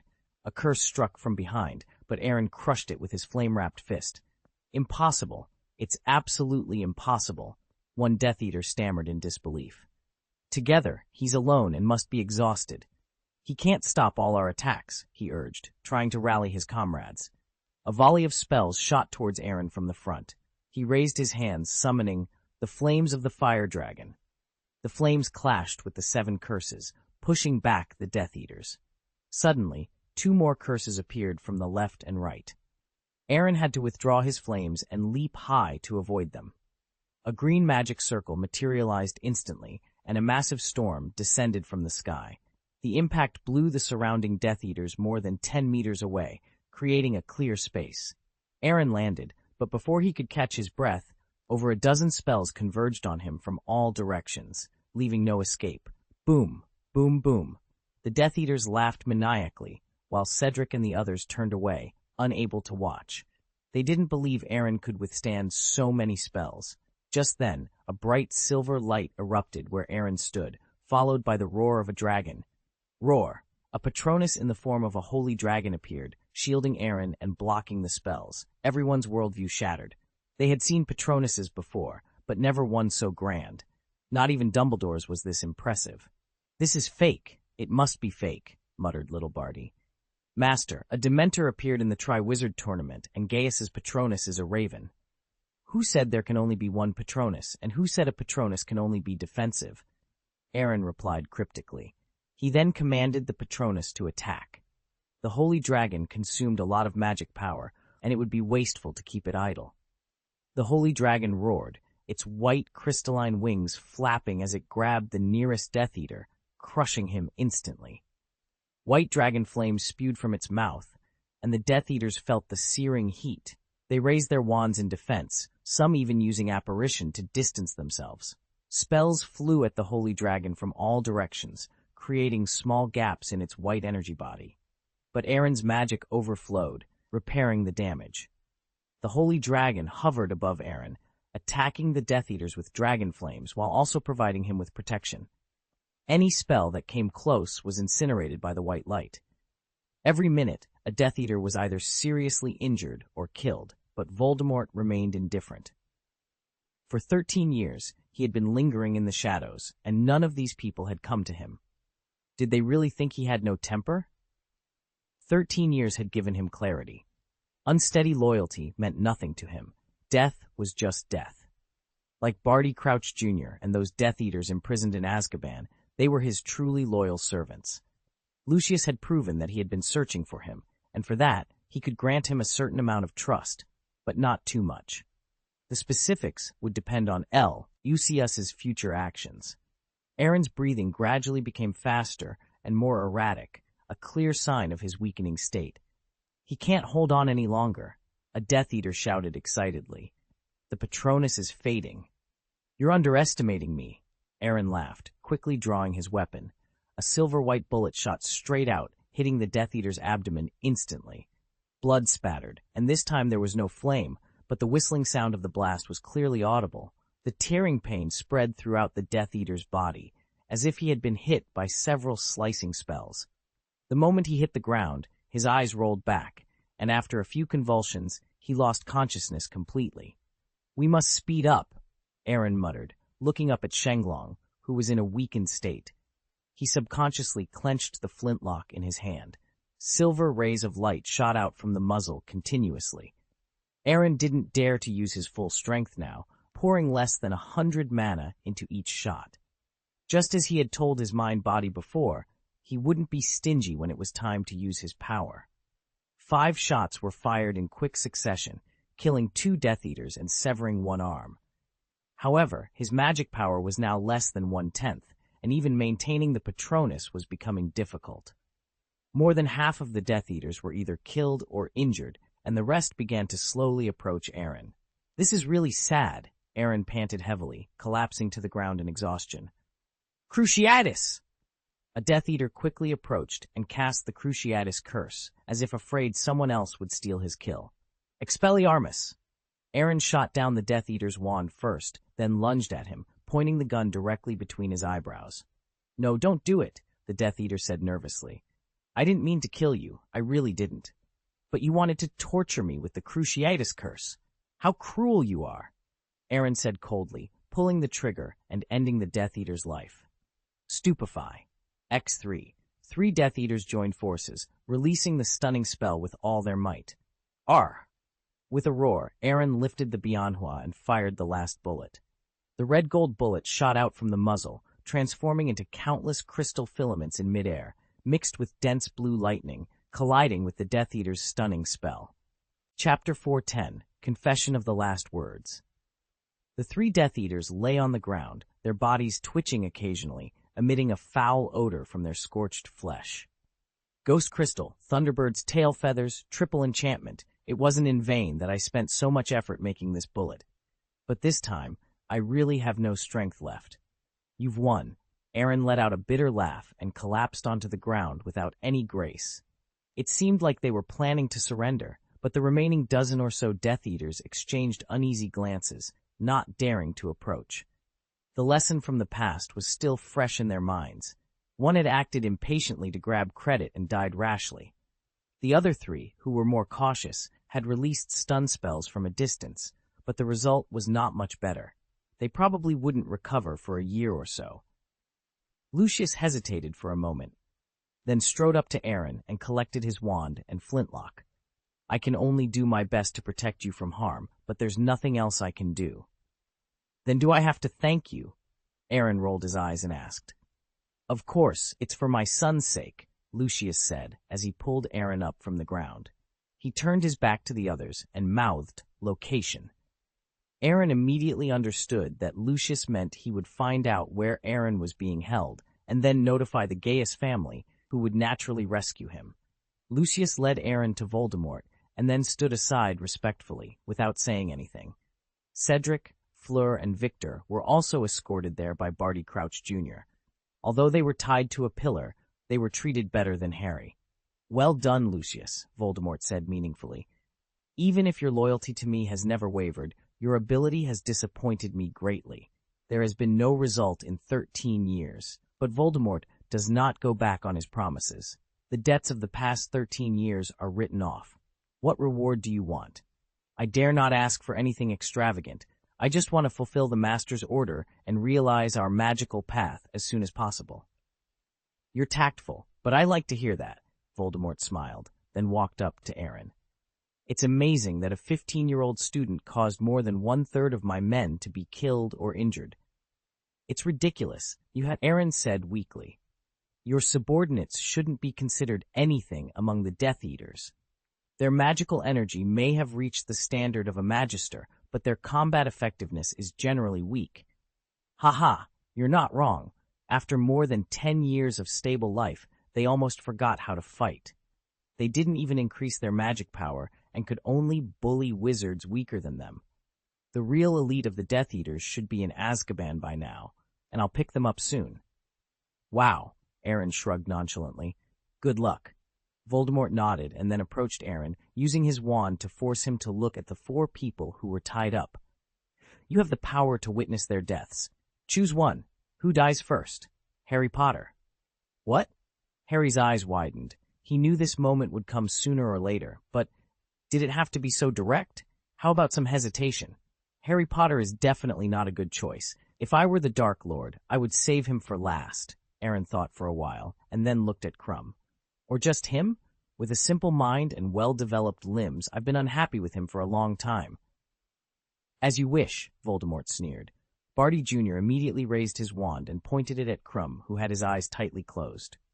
Goodbye, Big Star. Avada. Wait. Aaron took a deep breath. I suddenly remembered that I still owe him a trivial favor. Let him delay his time of death for a few seconds. How about Cedric? His father is the director of the Department of Regulation and Control of Magical Creatures at the Ministry of Magic, which is considered a high position and authority. It was only fitting to announce the return of the Dark Lord with his sacrificial banner. I didn't know that I still have this role, Cedric said, with a wry smile. But my father will firmly stand against the Dark Lord. That's him, little Barty replied, raising his wand. Avada. Wait a minute, Cedric interrupted, his anger rising. Don't forget that you are just a prisoner. Maybe I will be the successor of the Dark Lord. Maybe I'll agree, so be kind to me. You. Make a decision quickly, Gaius, Voldemort said impatiently. You need to experience the feeling of dominating other people's lives and deaths. It will push you to make the right choice. Of course, you can also choose none of them and surrender to me now, and I will immediately spare their lives. Including Harry Potter? Cedric asked. Voldemort sneered. You can only decide the fate of the three of them. Harry Potter is not included. That's boring for you, Aaron said, rolling his eyes. I don't know them well, so there's no need to sign a contract to save them. So kill them if you want, but don't make me choose. Then ladies first. Voldemort raised his wand meaningfully. Fleur closed her eyes tightly, appearing quite calm, as if she had accepted her fate. This won't work. This really won't work, Aaron hurriedly interrupted Voldemort. She owes me a lot of favors. It would be a pity if she died like this. It seems that Mr. Gaius still has some hopes for Dumbledore. Voldemort shook his head regretfully. At this time, you're still trying to delay. Nothing, Aaron said with a smile. Little Barty, use practical actions to tell him not to play such small tricks. Of course, Barty Crouch Jr. said, giving Aaron a provocative look. I'm quite skilled in this kind of thing. I still remember the screams of the Longbottoms back then. Crucio, Fleur screamed, her voice extremely shrill. She had never felt such severe pain, like countless red-hot knives cutting through every inch of her skin. Stop, Aaron said bitterly. I choose. Can I choose? Barty Crouch Jr. put down his wand. If you'd been like this from the start, it would have been fine. Aaron looked at Fleur with some embarrassment. I'm sorry, maybe the only thing I can do now is to let you all die quickly. Fleur nodded blankly. The Cruciatus curse was something no one could bear. Crumb, do you have any last words? If I have a chance in the future, I will pass them on. Help me tell Hermione Granger. Okay, got it. Don't talk, don't think too much before you die. Aaron interrupted him, then looked at Cedric. Do you have any last words? Give my body to my father, Cedric said seriously. I'll try my best. It's over, little Barty said lightly. I was like this when I killed someone for the first time. Just say one more word, Aaron sighed, then walked up to Fleur. You. Let Gabrielle not be too sad, Fleur blurted out. As a sister, I can't take care of her anymore. Please close your eyes and don't open them. Aaron took a deep breath and pointed back with Fleur's thumb. Fleur Delacour, she will come first. Barty Crouch Jr. sneered. Avada Kedavra! Water mirror! The red, yellow, and blue magic circles lined up in a row, blocking Fleur. The green killing curse hit the magic circle, and after a moment of stalemate, the direction began to shift slightly, even showing signs of turning back. Barty Jr. raised his eyebrows and increased the power of his spell. More powerful magic hit the magic circle. Aaron's hands were trembling constantly, and he had exhausted the little magic power that had just recovered from his missing body. Now he was truly dying. Boom, boom, boom. The triple magic circle shattered one by one, but the killing curse also deviated from its route and was deflected onto a tombstone.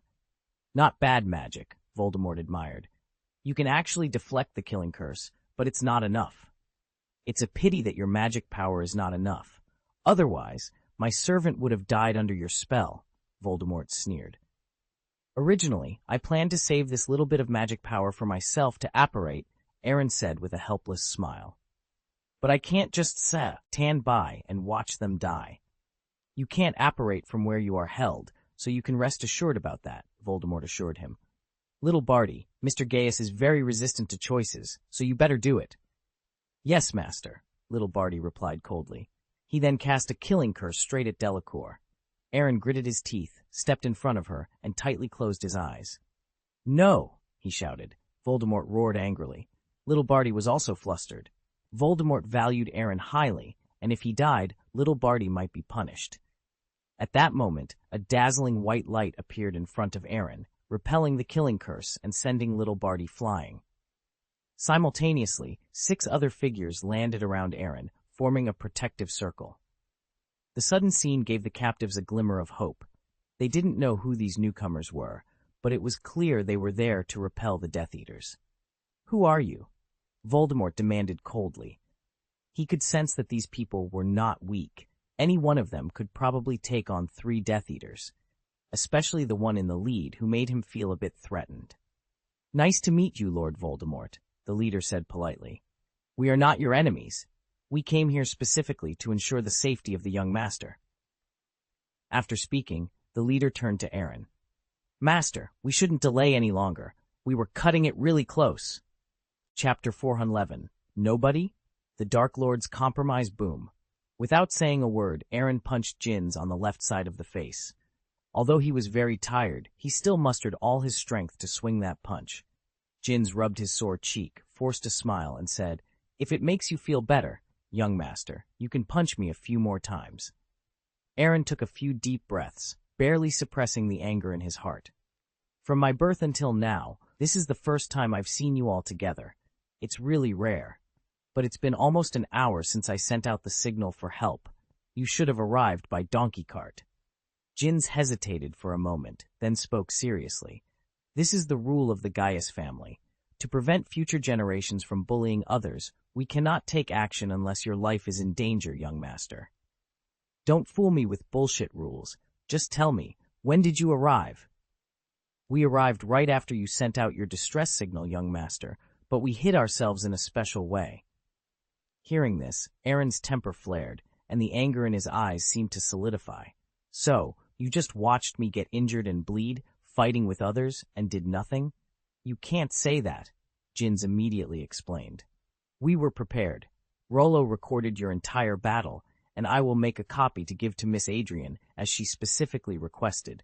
Anna has prepared elixirs for healing, bandages, tranquilizers, and painkillers, though you shouldn't need the tears of the Phoenix, Master. Ben has studied the combat power comparison of both sides. If we had to intervene, we considered the worst-case scenario, where 2 of the 7 of us might die to protect you and ensure your safe evacuation. Aaron froze for a moment, looking at the others, and found that they all had determined expressions on their faces.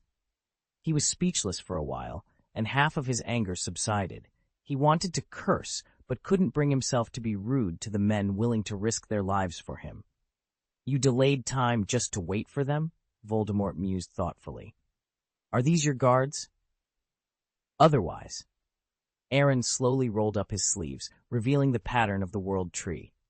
If I hadn't seen you using the dark mark to summon Death Eaters, I would have almost forgotten that I also have a mark. To be honest, I never counted on Dumbledore because Barty Crouch Jr., is here. He pretended to be Dumbledore's most trusted person. He should have known the arrangements for this year very clearly. If he hadn't been sure, he would never have appeared in this cemetery. However, my calculations also had omissions. I didn't expect that they would arrive long ago, let alone that they would come out only when my life was in danger. This is Master Rules, but you really shouldn't use your life for experiments. If we hadn't come, the killing curse would have been cast on you. This is also forced by you. What else could I do but take a gamble? Aaron said nonchalantly. If it wasn't for absorbing the power of the dog spell, he wouldn't dare to joke with his life, even if he had 3 times the courage. Jin's mouth twitched slightly. Then he looked at Voldemort. Can we take my young master away now? He is really not in good condition. Do you think that's possible? Voldemort sneered, and the surrounding Death Eaters closed in, forming a larger encirclement. Jin spread his hands. The Gaius family does not meddle in the affairs of the wizarding world without reason, but if the Dark Lord wants to keep the heir of our family today, that's another matter. I think Mr. Malfoy should know something about our family. In the upcoming war between you and Dumbledore, whoever we support will have an absolute advantage and win. A smile appeared on Voldemort's mouth, and his eyes glowed red as he looked at Aaron. If this is the case, then we cannot let you go. Avada Kedavra! A killing curse shot straight at Jin's. He was not surprised and immediately raised his wand to counter. The green and white spells collided in midair, sending relentless sparks to the ground. The two spells competed continuously, and layers of transparent shockwaves spread in all directions, creating a blank area around them. Attack! Little Barty roared, and the rest of the Death Eaters prepared to strike. The 6 guards exchanged glances and simultaneously pointed their wands at the ground. 6 ice-blue lines connected to form a hexagonal outer ring, followed by a huge star, creating a defensive barrier. Countless spells hit the barrier, causing ripples, but it held firm. Impressive. Aaron's eyes lit up, feeling a sense of security. This barrier was comparable to the ultimate defensive magic circle, constructed by 6 high-level magisters. Even if Voldemort himself attacked, it would not be easily broken. Boom! An explosion sounded outside the enchantment. Jin's and Voldemort had completed their first round of confrontation. Jin's took 3 steps back to stabilize himself, while Voldemort only took half a step back, but his expression was grim, even a bit dignified. "Who are you?" Voldemort demanded. "Jin's Dominique, just a nobody," Jin's replied. "Are you kidding me?" Voldemort laughed angrily. "A high-ranking magister is an unknown person? That's laughable." Everyone stared at Jin's in the barrier with disbelief. The Death Eaters exchanged glances, a touch of awe in their hearts. Harry and the others were equally stunned. They knew the significance of a great magister. A high-level magister could be a veteran in any force. "But I'm really not famous," Jin said, spreading his hands. "I'm just the housekeeper of the Gaius family, usually dealing with trivial family matters." "I thought you were a great magister, but I assumed you were at best an intermediate-level magister. I didn't expect." Aaron looked conflicted, then said with a strange expression, "You're hiding too deep." "The main reason is that I didn't want to put too much pressure on you, young master," Jins explained helplessly. Aaron thought of something and a wry smile appeared on his lips. He had considered himself accomplished as a junior great magister, but he hadn't expected such a formidable presence. A high-level great magister, leading a group of high-level magisters. He probably wouldn't surpass them before graduation. "I admit your strength warrants my attention, but it won't be easy to leave," Voldemort said coldly. Jins didn't take it seriously and pointed to the orange-red enchantment. This enchantment is the first magic they learned after getting their wands, prepared for this situation. Not to mention you, even a holy magister would need half a minute to break through. Additionally, this enchantment can isolate all preset magic, meaning apparition can be used within it. Voldemort's scarlet eyes darkened. "Is there a limit? Otherwise, you wouldn't ask my opinion." "Of course," Jin sighed, his tone heavy. "The barrier has strong defense, but those who set it up cannot use other magic. That means the young master and I can leave, but they will stay here. In the worst-case scenario, they will face the Dark Lord and a group of Death Eaters. If nothing unexpected happens, at least 2 of them will die." "What?" Aaron's eyes widened. "Isn't that price a bit high?" "It's very high. I personally trained them. They are all my students and have the potential to be promoted to great magisters," Jin said, his voice filled with sorrow. "For the young master's safety, sacrifices are necessary," Jin stated firmly. "Hey," Aaron's expression turned uneasy. "Don't say it so easily. This is reality. After all, we are facing the Dark Lord and his Death Eaters. Expecting to leave without paying a price is naive," Jins replied seriously. He then shifted his gaze meaningfully to Voldemort. "But, if Lord Voldemort is willing to let them go, that's a different matter." Voldemort's expression wavered. He knew it was impossible to keep Aaron. These 6 magisters were clearly prepared to die if it meant achieving their goals. However, this also meant he would be making an enemy of a powerful wizarding family. If they chose to support Dumbledore, his plans to rule the wizarding world could be indefinitely delayed. "It's possible to let you go, But what do I get in return? Voldemort asked. The Gaius family will not be your enemy, Jin said confidently. The same goes for the other 3 hermit families. As long as you don't provoke us, we will not interfere with your actions in the magical world. Why? Harry Potter interjected anxiously. If you have the power to stop the Dark Lord, you could unite with Dumbledore. Mr. Potter, having the ability does not equate to having the obligation, Jins interrupted. Unless the Dark Lord's actions threaten to bring disaster to wizards, our families have no reason to intervene. Even if I explained more, you wouldn't understand. This rule was established when the 4 families were founded. Hearing this, Voldemort seemed to grasp something. The gloom on his face dissipated, and he even managed a kind smile. The 4 hermit families would not be his enemies and might even become allies.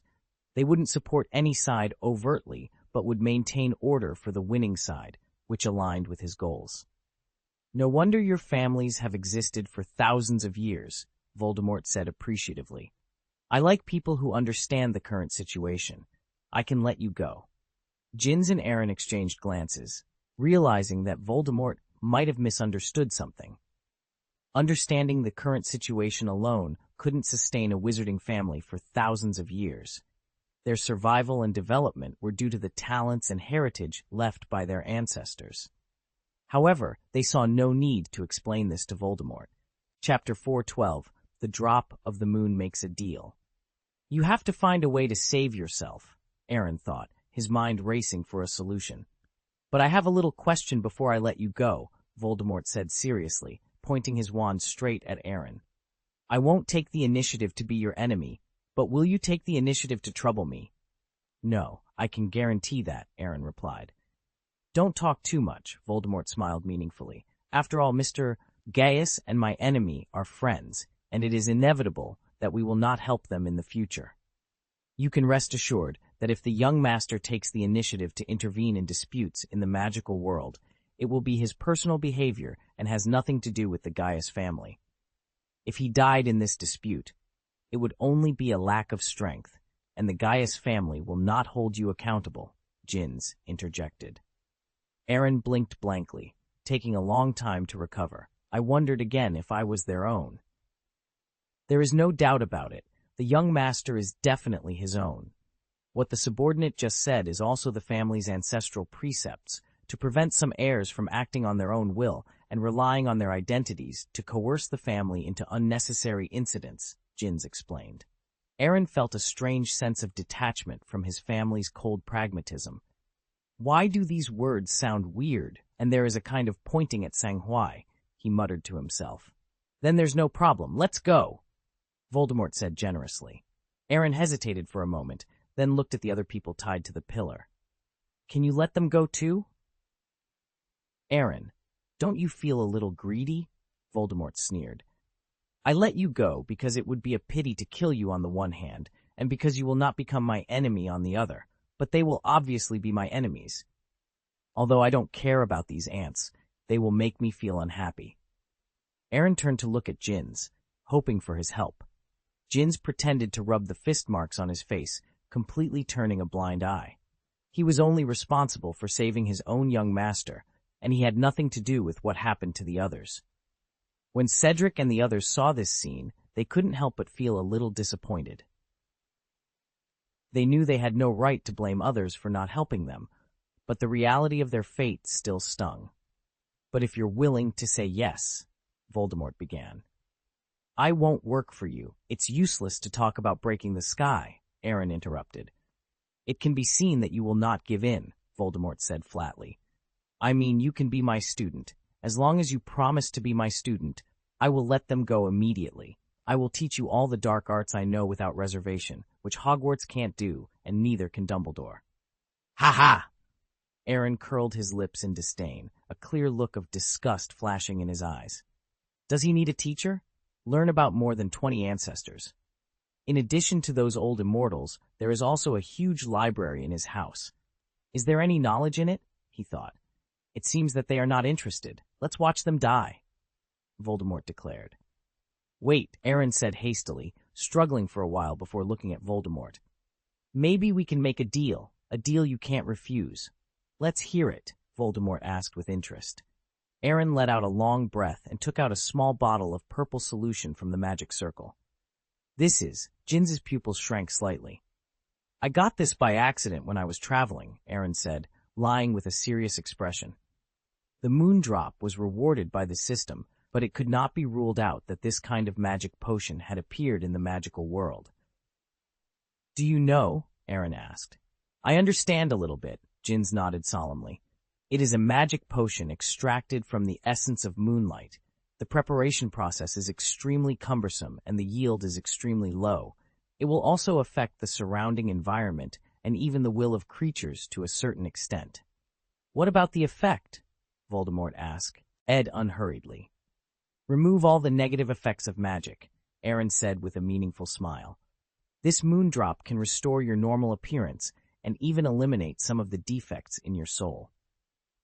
Voldemort's eyes gleamed with greed and fanaticism as he stared at the moondrop.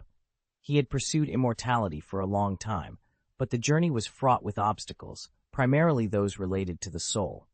If he could eliminate the flaws in his soul or his Horcruxes, he could achieve perfect resurrection, rather than enduring a decade of limbo as he had before. Is what he said true? Voldemort asked, turning to Jins. He trusted the high-ranking Magister's integrity. Of course, Jins replied. The moondrop can even break Merlin's seals. However, as far as I know, there is no stock in the family's treasury, and it is exceedingly rare in the entire wizarding world. I may have said too much. Disappointing, Aaron said angrily. Voldemort also looked regretful, but he had gained valuable information. Knowing that such a potion existed meant there was a chance for complete resurrection. However, obtaining it from Aaron was now crucial. What kind of deal do you propose? Are you offering this small bottle of potion in exchange for their lives? Voldemort asked. Don't be ridiculous, Aaron scoffed. Their lives aren't that valuable. This potion is as precious as the Philosopher's Stone. What the stone can't break powerful curses, but this can. If it weren't for my sister's wish to prevent any deaths in the Triwizard Tournament, I wouldn't have brought out this treasure. Young Master, there's no need to take it so seriously, Jin said with a smile. Now that the competition is over, we all saw you touch the trophy together. Do you think Adrian will acknowledge that? Aaron retorted. Probably not, but you won't be at a disadvantage, young master. You don't understand. It's too early for me, Aaron said, pouting. He then turned back to Voldemort. The premise of the deal is to release the three of them first. And then? Voldemort asked. Then, Aaron said, turning to Harry Potter with a harmless smile, we'll bet on whether you can kill the savior of the wizarding world within 5 minutes. If you can, the potion is yours. If not, it means you weren't destined to have it. Voldemort froze for a moment. Was this any different from giving it away for free? Harry also looked confused, feeling as if he were being sent to his death. 5 minutes? Do you underestimate me that much? Voldemort said casually. 10 seconds is enough. 5 minutes is 5 minutes, Aaron insisted, tossing the potion bottle in his hand. But before that, let me have a few words with him. Please, Voldemort said. Aaron walked up to Harry and with a wave of his wand unchained him from the statue. What are you doing? Harry asked anxiously. I can't beat him. Of course you can't, Aaron said in a low voice. No one here can defeat Voldemort. In 5 minutes, if I'm correct, he will torture you for 4 minutes and 50 seconds and kill you in the last 10 seconds. Then why? Harry began. So you have to seize the opportunity, Aaron said seriously. You are different from others. You are at the top of Voldemort's must-kill list. You can't afford to have any illusions. I can't help you in this duel, but I can give you something to save yourself. Harry's eyes widened as he realized what Aaron meant. You mean? Don't say it, Aaron interrupted. Voldemort will try his best to torture you, likely with the Cruciatus Curse. You must endure the physical and mental pain, find it, get close to it, and touch it. This is your only chance of survival. Harry nodded, his face pale. 4 minutes and 50 seconds, right? In reality, it will likely be less, Aaron said. Harry sighed bitterly. You should have asked for 10 minutes. Forget it. 10 minutes would be enough for anyone to be suspicious, and I don't think you can last that long. When life is worse than death, suicide is a luxury. Understood, Harry said solemnly. The next thing is a narrow escape. If I die, bring my body to Sirius. You won't die.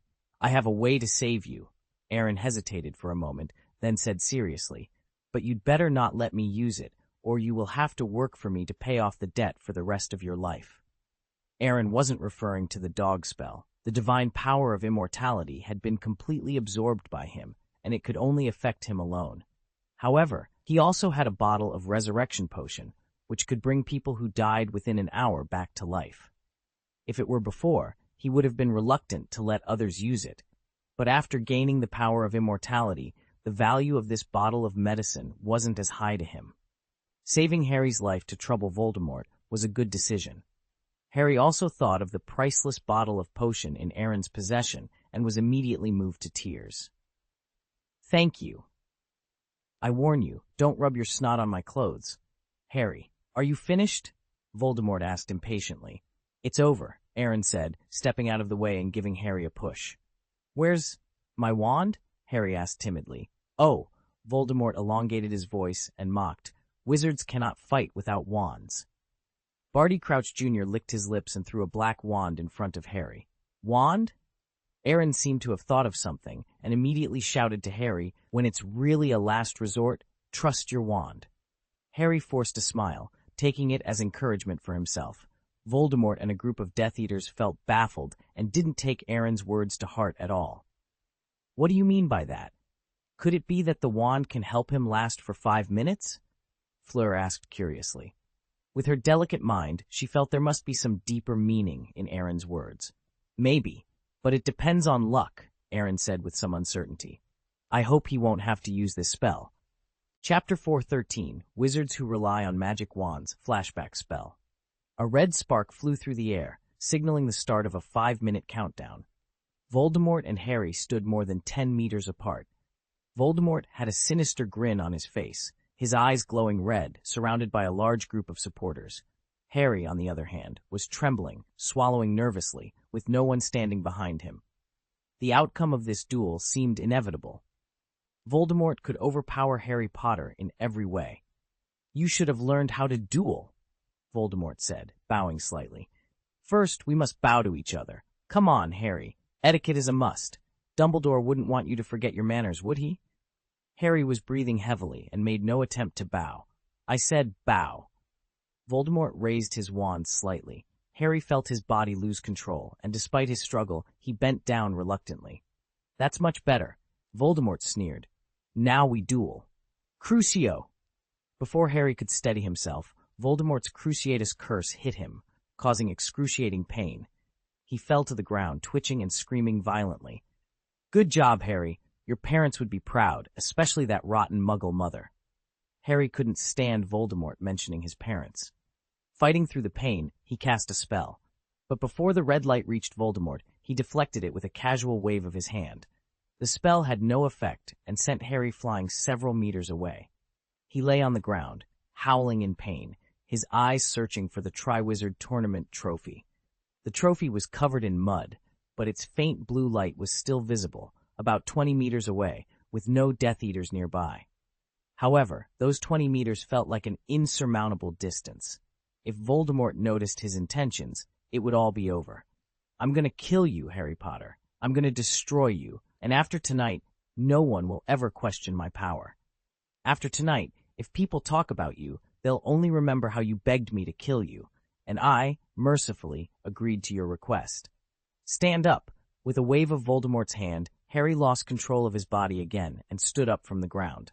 Just as Voldemort was about to continue, Harry showed remarkable speed and hid behind a tombstone.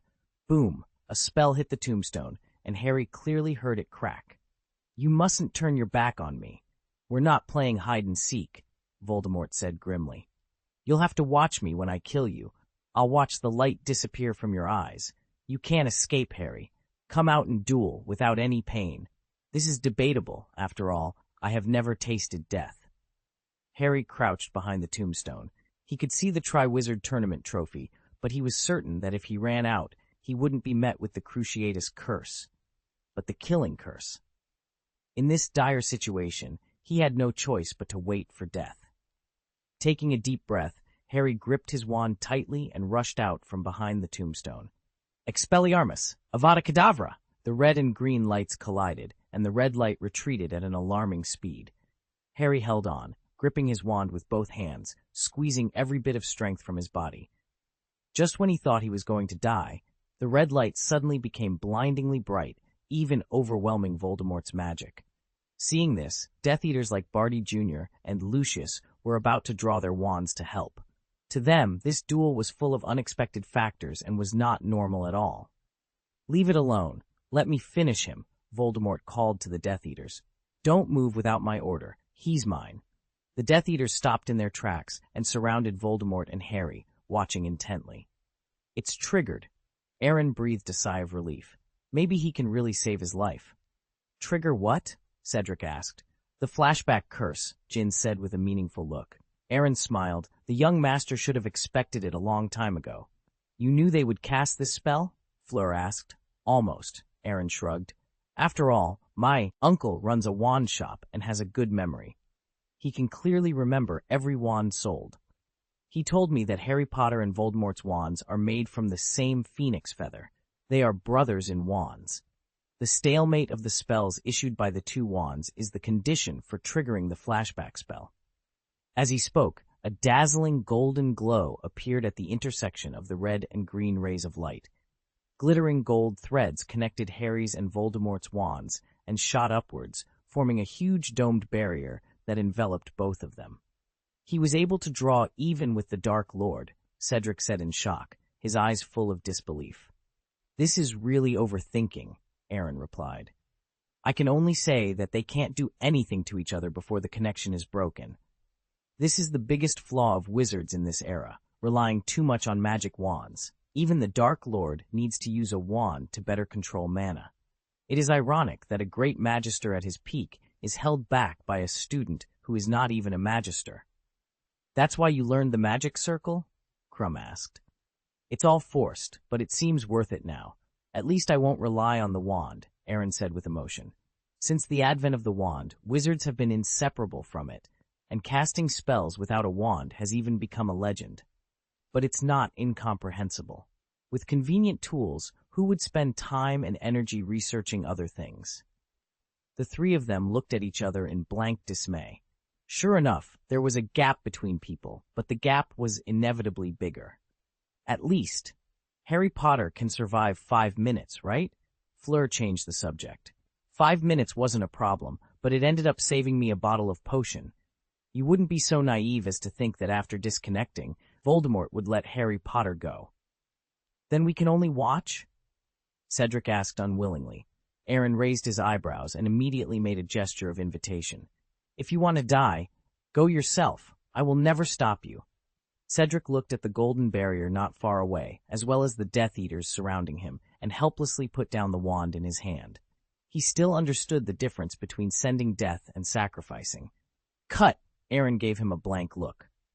"I told him the way to survive. It's up to him whether he can grasp it." The tip of Voldemort's wand glowed red, and he himself groaned in pain. A mass of silvery white light flew out of the wand, first the human head, followed by the arms and body. It was the image of an old man, leaning on a cane, looking in surprise at Harry and Voldemort, and the golden barrier that enveloped them. "So, he's really a wizard," the old man looked at Voldemort. "This fellow is killing me. I can't let him go, boy." "Who is he?" Aaron frowned slightly. "It looks like a muggle. The majestic Dark Lord would have trouble with an old man."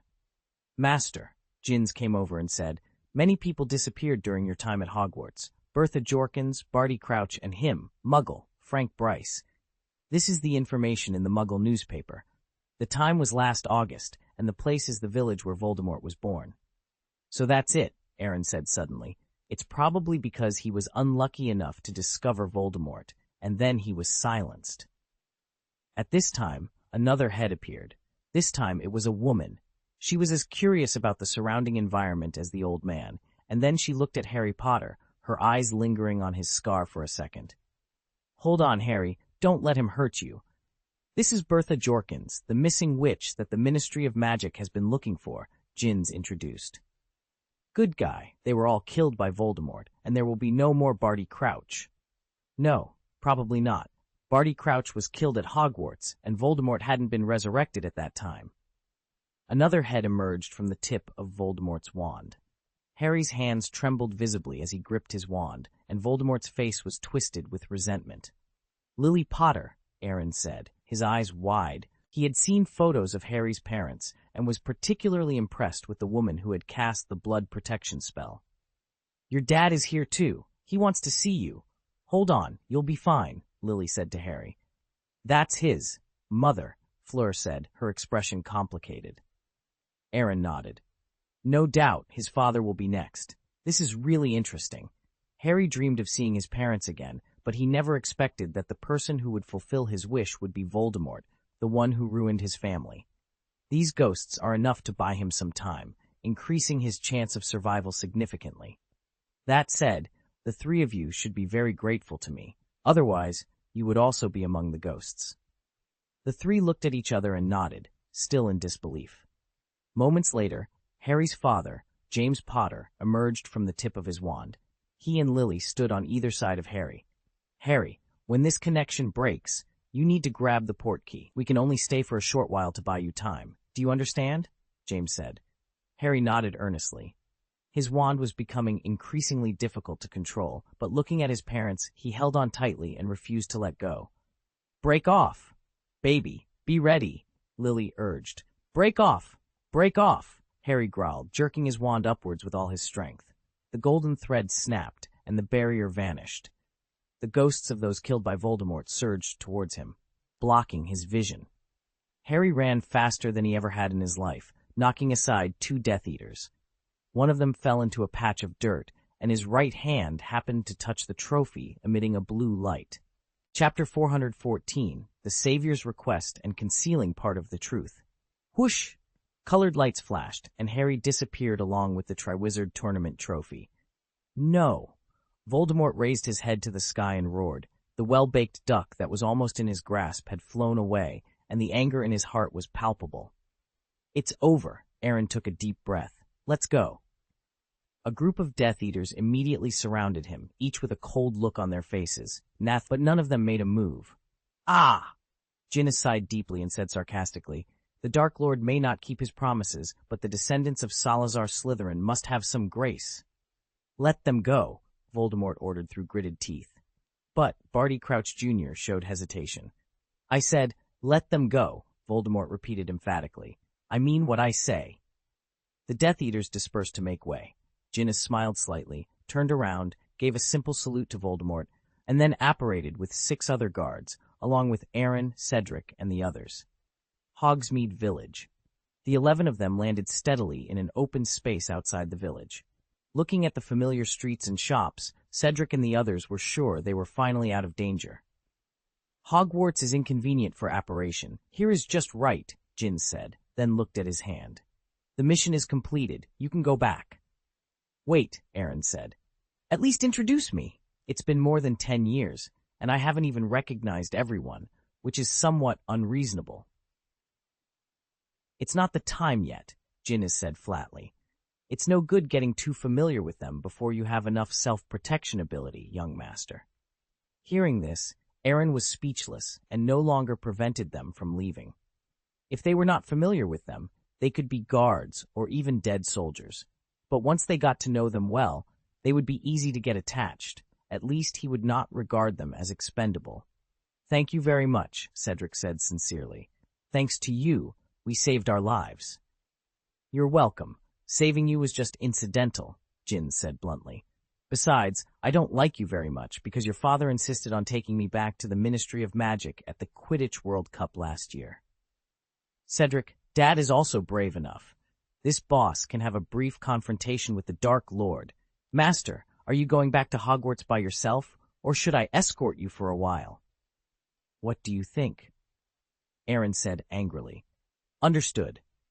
Jins raised his eyebrows, then turned and walked towards Hogsmeade Village. Today had been exciting enough, and it was only natural to go to the 3 Broomsticks for a drink to calm his nerves. So, shall we go back to Hogwarts now?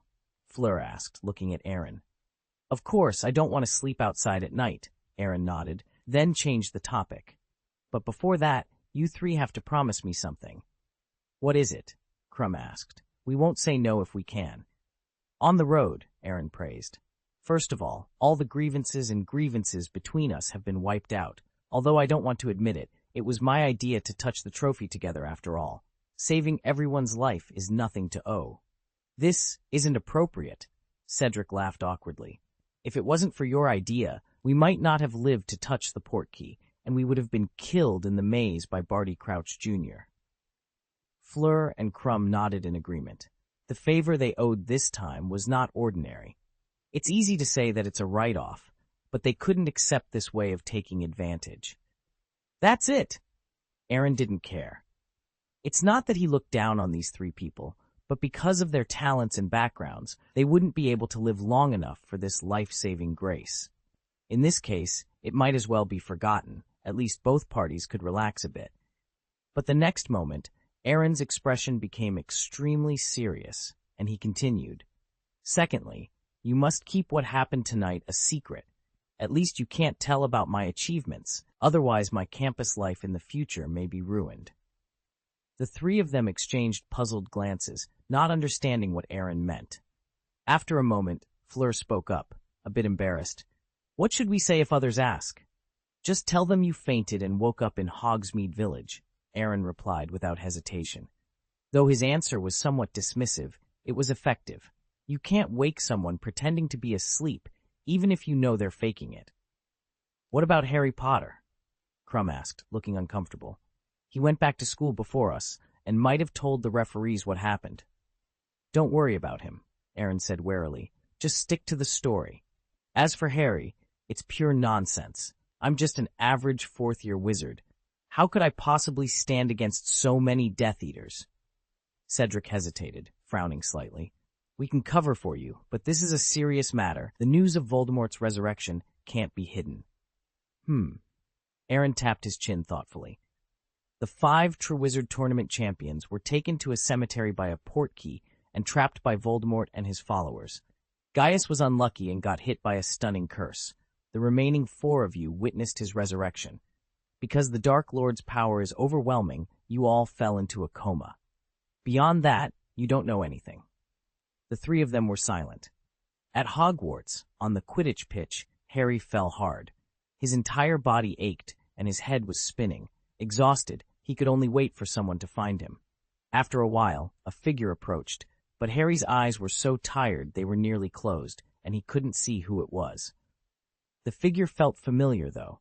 A warm white light enveloped Harry, making him feel as if he were in a hot spring. His physical injuries and mental fatigue began to heal rapidly. When he opened his eyes, he saw Adrian's flawless face. She looked incredibly holy in the white light, making him momentarily forget his near-death experience. He couldn't look away. Didn't anyone tell you it's impolite to stare at girls? Adrian raised an eyebrow. Harry swallowed nervously, blushing. Sorry, All right, you should be fine now, Adrian said, patting Abe's head. I don't know where Aaron found this little guy, but his healing abilities are on par with a phoenix. By the way, Voldemort has been resurrected, and Aaron and the others are still there. Harry began anxiously, but his voice trailed off when he saw Adrian's calm demeanor. Aren't you worried? He asked. Not at all. If you made it back, my brother certainly will. Besides, Uncle Jins is already there. Together they can hold off even a holy magister for a while. Harry's mouth twitched slightly, leaving him speechless. Lupin ran over quickly, having noticed the bright white light from Abe's healing. He hugged Harry tightly, nearly squeezing the breath out of him, and held his face, tears of joy streaming down. Thank Merlin. You're back safely, Lupin said. Thank you for your concern, Professor, Harry replied. Where are the others? Lupin asked, confused. Didn't they come back with you? They're fine, Adrian said confidently. I know my brother too well. He'll keep his promise. If Hogwarts didn't prevent apparition, they'd be back by now. Harry nodded blankly. Where's Professor Dumbledore? I have something very important to tell him. Voldemort is back. What? Lupin was shocked. Are you sure? It's true, Professor Lupin. I saw it with my own eyes. Lupin took a deep breath, suppressing his horror, and fired a white spark into the sky with his wand.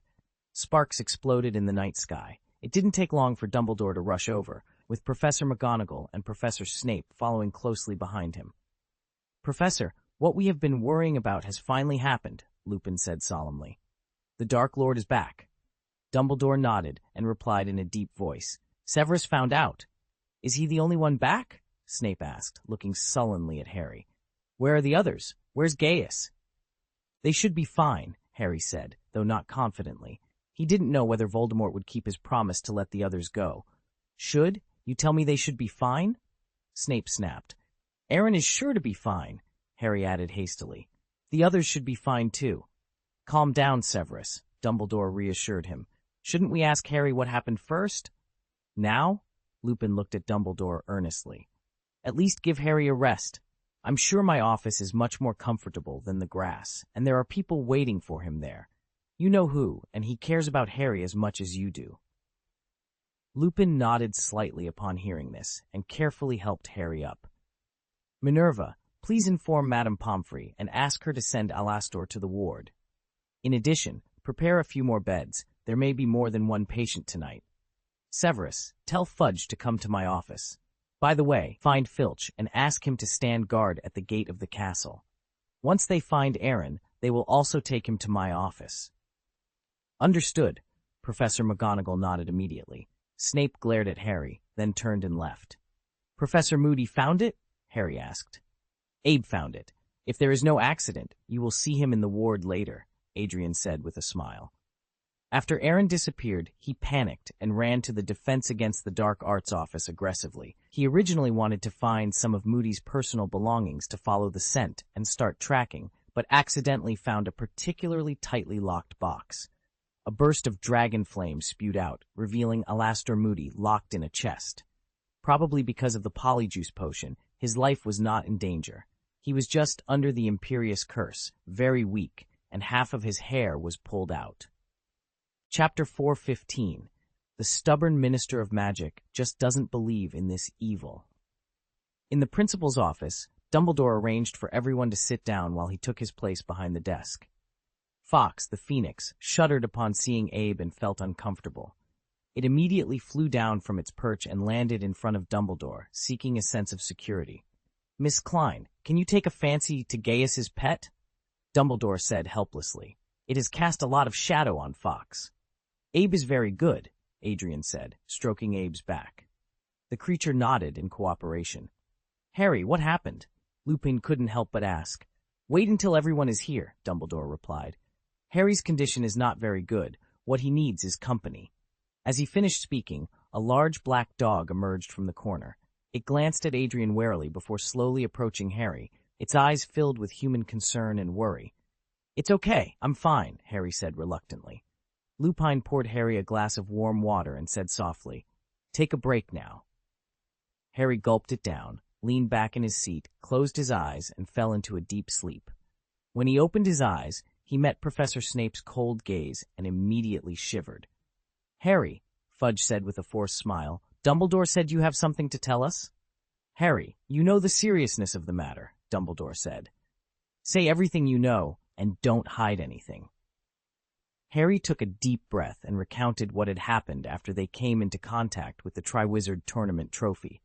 He described how Pettigrew Peter and Barty Crouch Jr. had teamed up to subdue them, how Voldemort was resurrected with ancient black magic, and how the Death Eaters had apparated.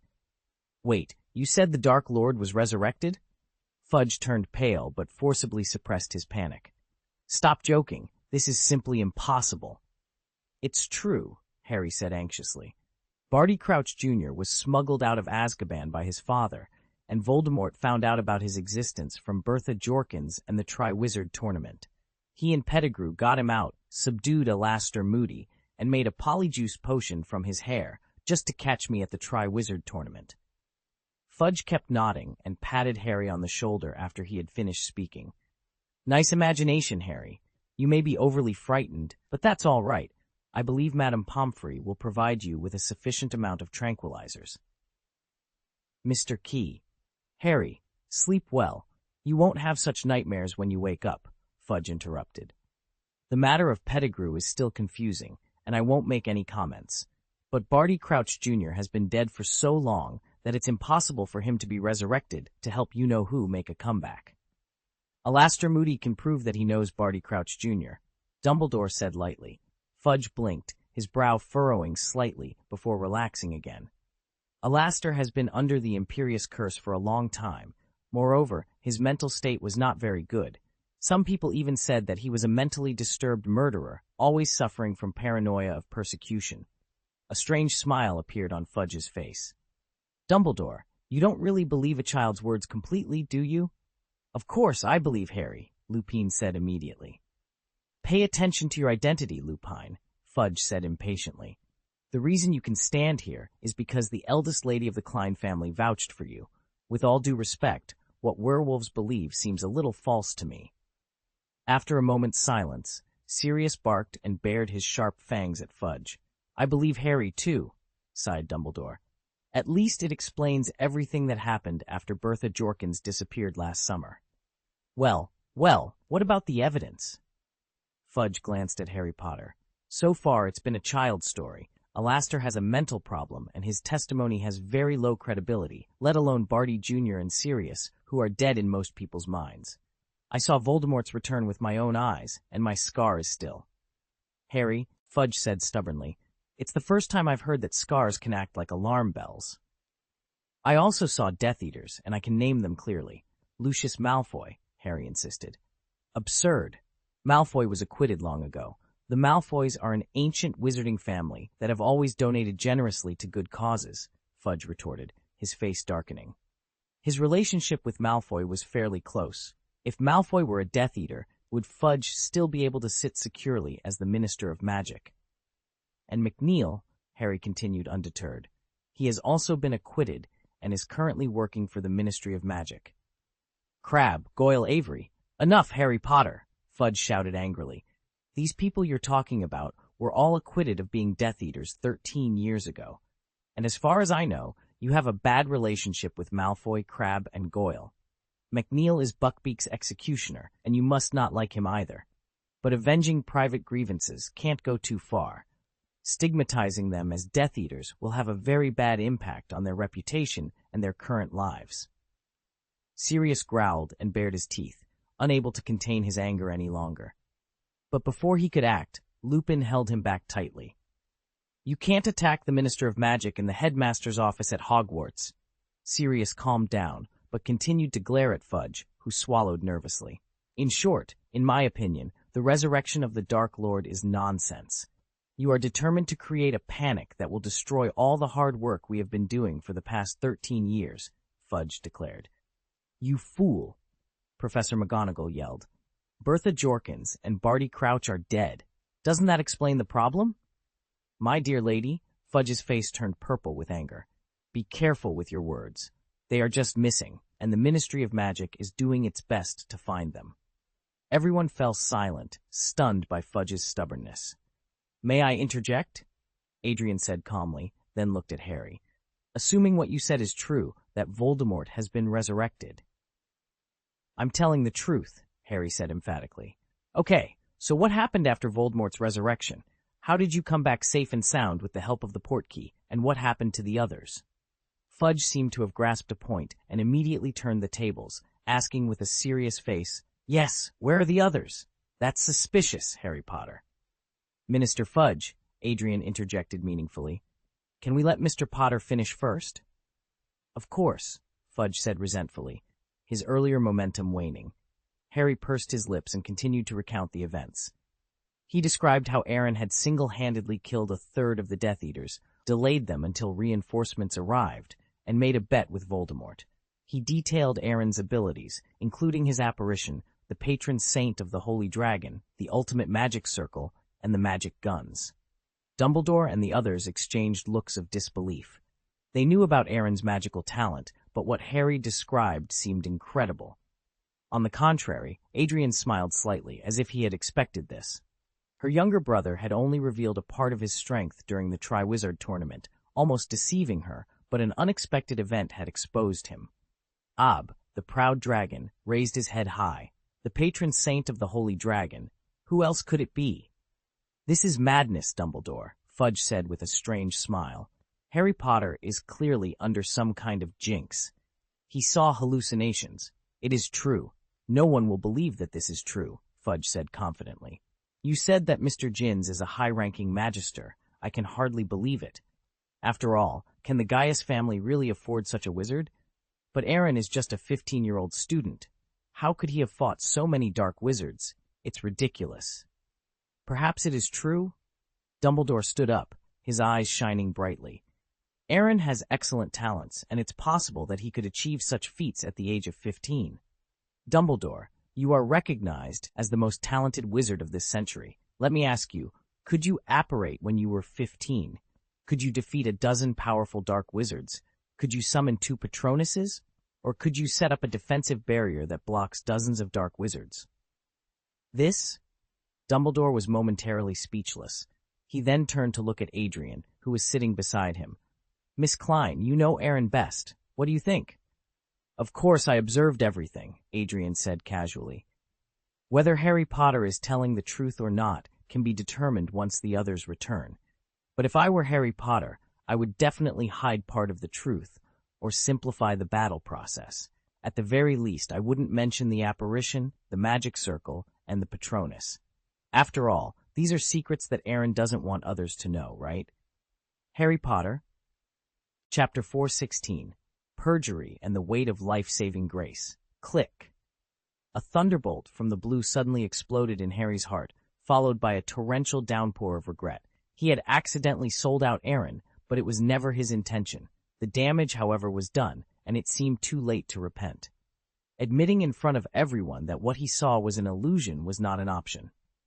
The facts are already obvious, Fudge declared, spreading his hands with a smug expression.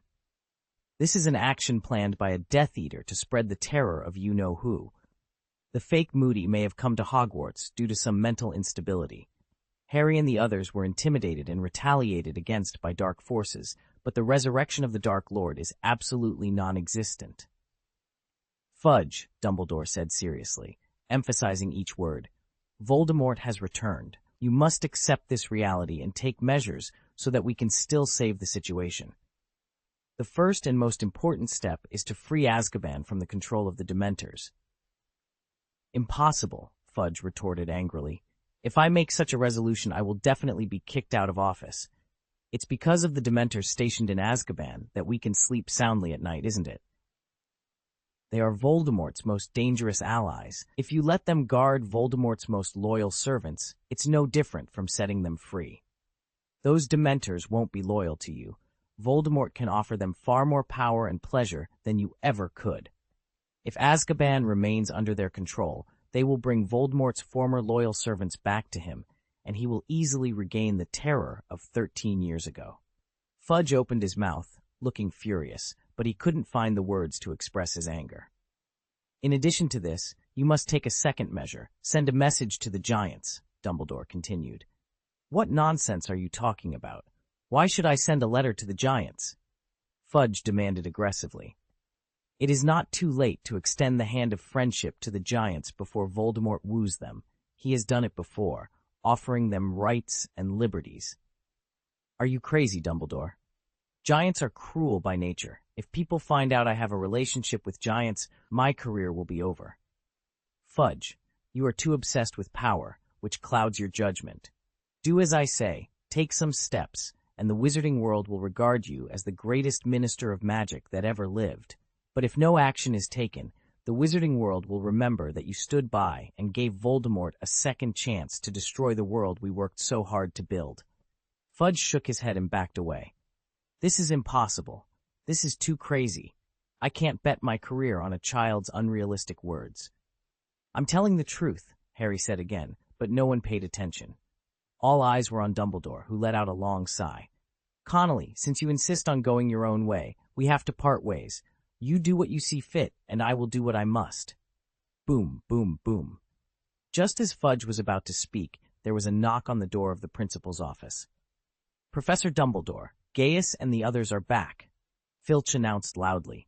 Let them in. The oak door opened, and Aaron, Cedric, Victor, and Fleur entered the principal's office together. Their faces were full of exhaustion, almost no different from those who had fled, only slightly better than Harry. Abe jumped out directly and threw himself into Aaron's arms with teary eyes. Two white paws rummaged in Aaron's pocket for a long time and took out a small bottle of crystal white liquid. "Don't worry, I don't have any trauma on my body, so save this," Aaron said dotingly. "Your pet is really special," Fleur remarked with great interest. "It's the first time I've seen such a faithful pet." Abe waved his hand arrogantly, finding Fleur much more pleasing to the eye. "Are these also the tears of the phoenix?" Cedric asked with a somewhat unnatural expression. "Oh," Aaron sighed. "I was kinder back then, and that's all I did." Hearing this, Abe's eyes froze, and he turned to look at Fawkes. The phoenix shivered in fear and retreated to Dumbledore, hissing in grievance. Please keep an eye on it," Dumbledore said with a complicated expression. "If possible, it's best not to let it enter my office."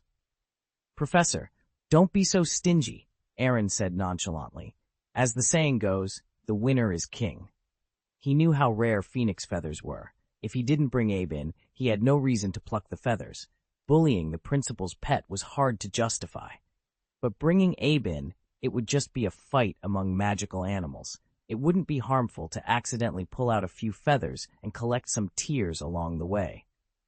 Dumbledore rolled his eyes, feeling it was necessary to strengthen Fawkes's protection in the future. The way Abe looked at the phoenix was not scary, but it gave people goosebumps. "Since everyone has returned safely, can you tell me what happened? We need to check with what Harry Potter said to see if there is anything missing," Fudge said solemnly. He already regarded the four of them as lifelines. As long as their accounts didn't match Harry's, he could dismiss Voldemort's resurrection as Harry Potter's imagination. The four exchanged glances and nodded imperceptibly. "I'm very sorry, Minister for Magic. I passed out and didn't know anything," Krum said regretfully. As a Bulgarian, an internationally renowned Quidditch star, and the representative of Durmstrang in the Triwizard Tournament, he was the most suitable person to start this. "Hazy? Fainted?" Fudge questioned. "I also fainted," Fleur said, shuddering.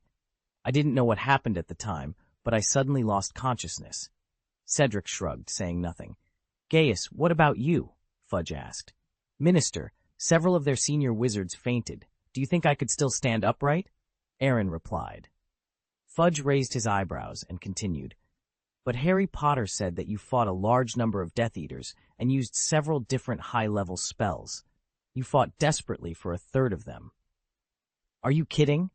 I'm not that good," Aaron said, then looked at Harry, pretending to be puzzled. "Even if you admire me, you wouldn't make up such nonsense." Harry was petrified for a moment, finally recovering from his bewilderment when he saw Cedric, Krum, and Fleur winking at him. He seemed to understand something and swallowed his words. There was definitely some sort of agreement between Aaron and the three of them that they couldn't reveal what they saw. But this way, the truth he told would be one-sided, and except for a few people, no one else would believe it. "You," Harry hesitated, "you should know how serious this matter is, and you can't pretend you don't know anything." The three of them looked at each other in confusion, probably not understanding the value of saving their lives. Besides, they only concealed the part about Aaron fighting the Death Eaters. Aaron didn't ask them to hide the most important part of the Dark Lord's resurrection. Clap, clap, clap. Fudge clapped his hands excitedly, smiling happily.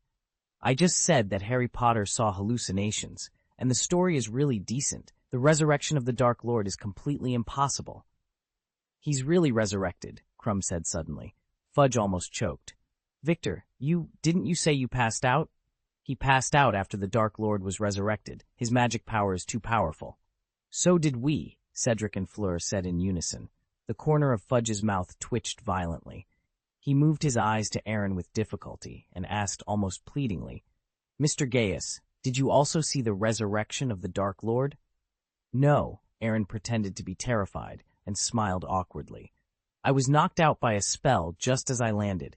After waking up, I inexplicably appeared outside Hogsmeade Village. If Cedric and the others hadn't told me, I wouldn't have known.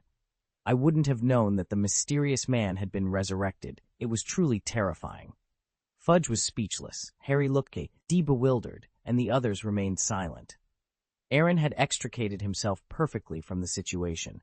Voldemort had indeed been resurrected, but the subsequent battles with the Death Eaters were all figments of Harry's imagination or dreams.